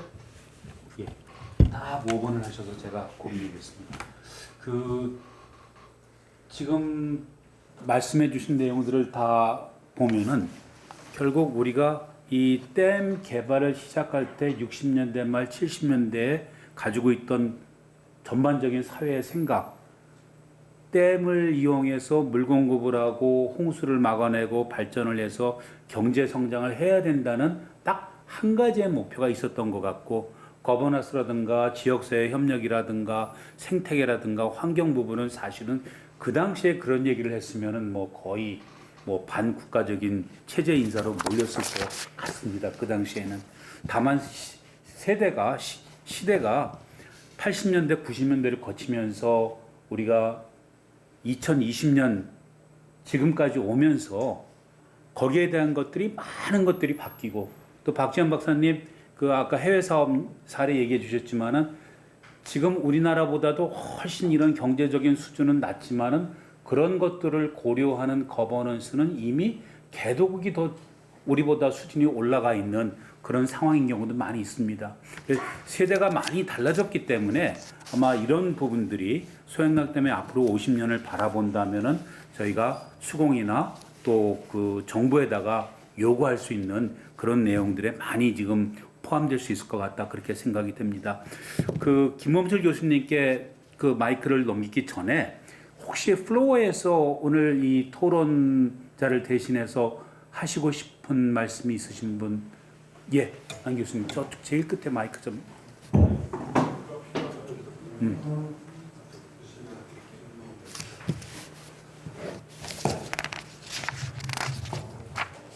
네, 안동규라고 하고요. 세션 좌장을 맡았기 때문에 연장 참석에서 잘 많이 배웠어요. 근데 이 지역 주민으로서 이제 소양댐을 오랫동안 지켜보고 온 사람으로서 이 소양댐과 관련된 이해관계자가 이제 크게 두 그룹 같아요. 그러니까 이익을 극대화시키려는 그룹과 손실을 더 크게 보려는 그룹이 이제 두 개가 있는데, 실제적으로 이익은 잘 보여요. 아까 뭐 발전 용량이라든가 수치화할 수 있는데 코스트로 불리는 부위는 개량하기가 무진장 어렵습니다.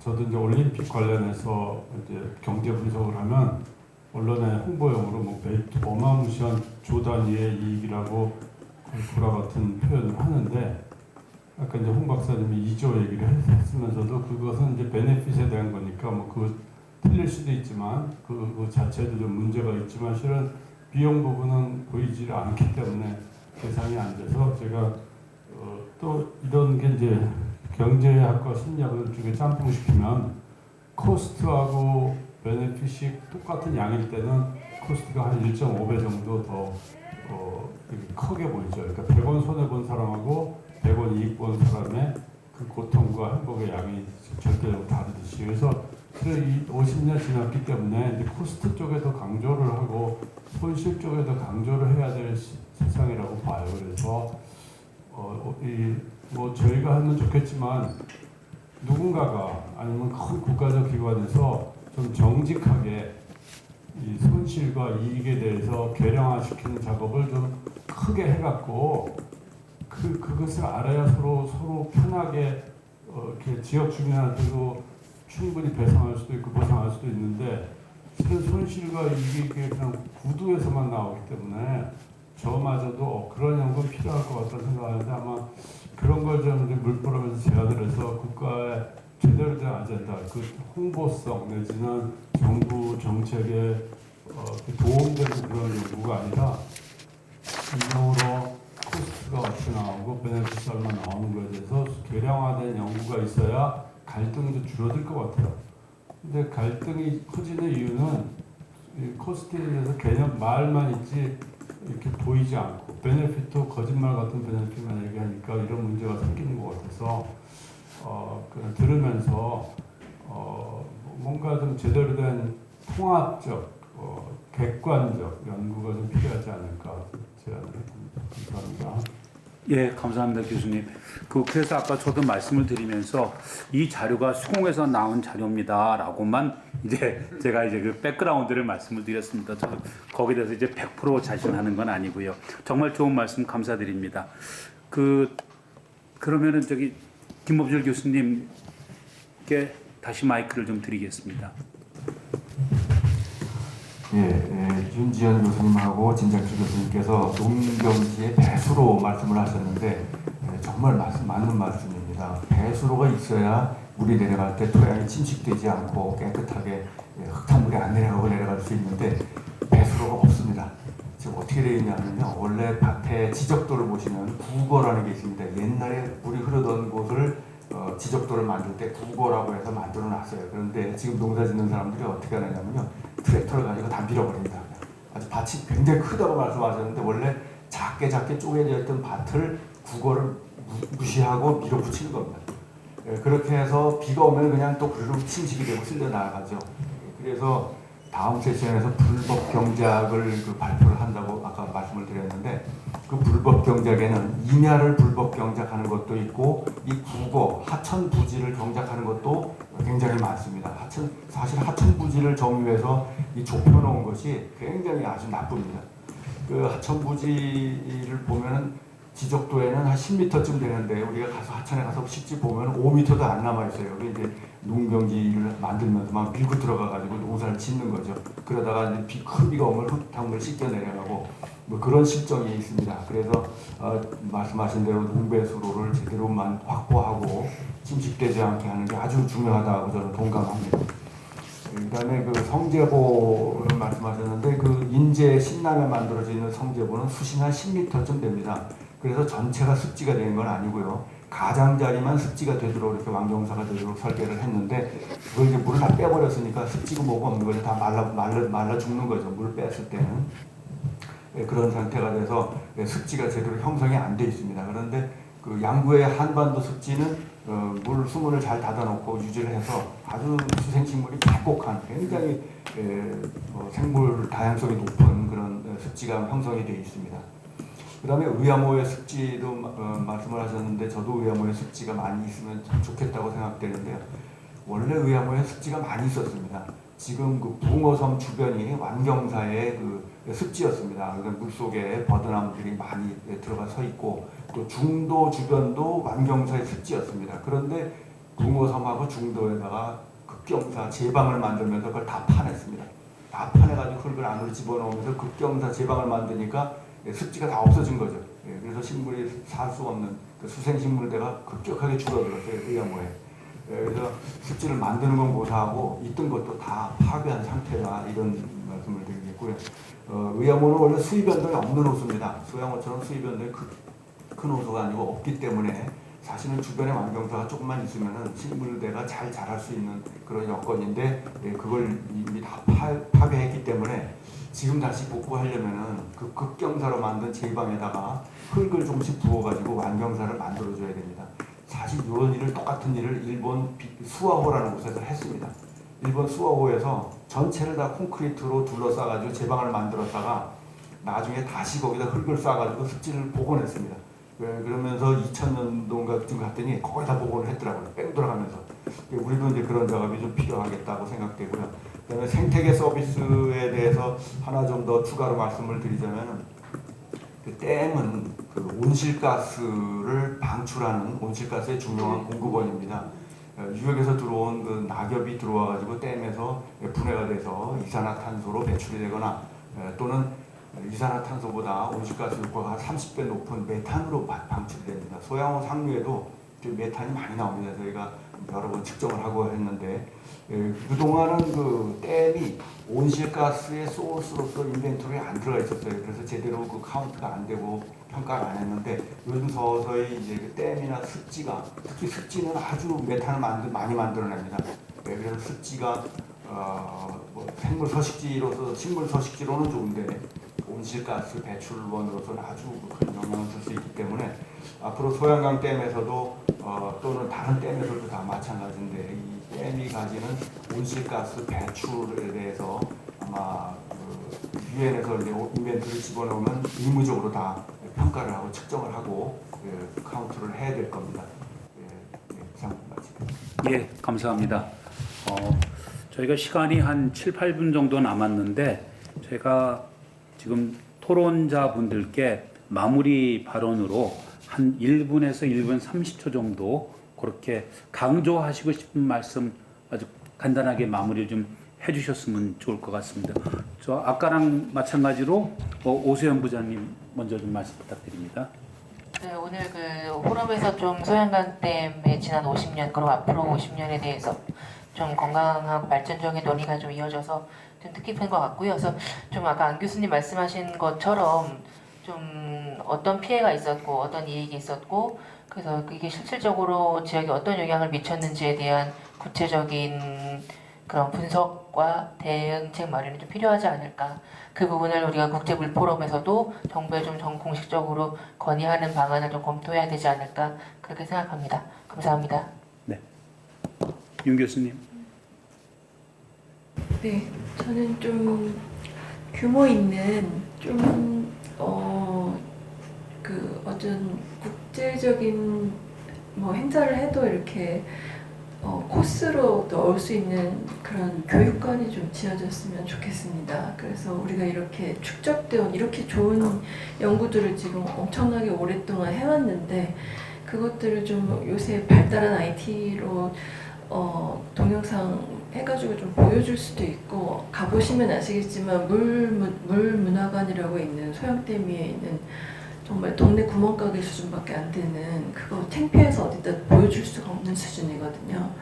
그래서 그런 물 교육관을 한 두세 군데 지었으면 좋겠습니다. 그래서 상수도 소양댐 밑에도 있고 하수 처리장을 좀 국제적인 규모의 온실하고 연결해서 조금 투어할 수 있는 조금 좀 아름답고 굉장히 그 ESG를 좀 실현할 수 있는 그런 춘천의 상징물 이런 것들을 좀 해줄 수는 없는지. 그러면 뭐 싱가포르 갔더니 네가 화장실에서 버린 물을 네가 먹을 수 있다는 생각을 우리는 누구나 다 알고 있다 이런 얘기를 듣는단 말이죠. 그래서 일상생활에서 실천할 수 있으려면 많은 사람들이 공감할 수 있어야 되고 전문적인 지식들을 쉽게 볼 수 있는 장소와 기회가 많아야 될 것 같습니다.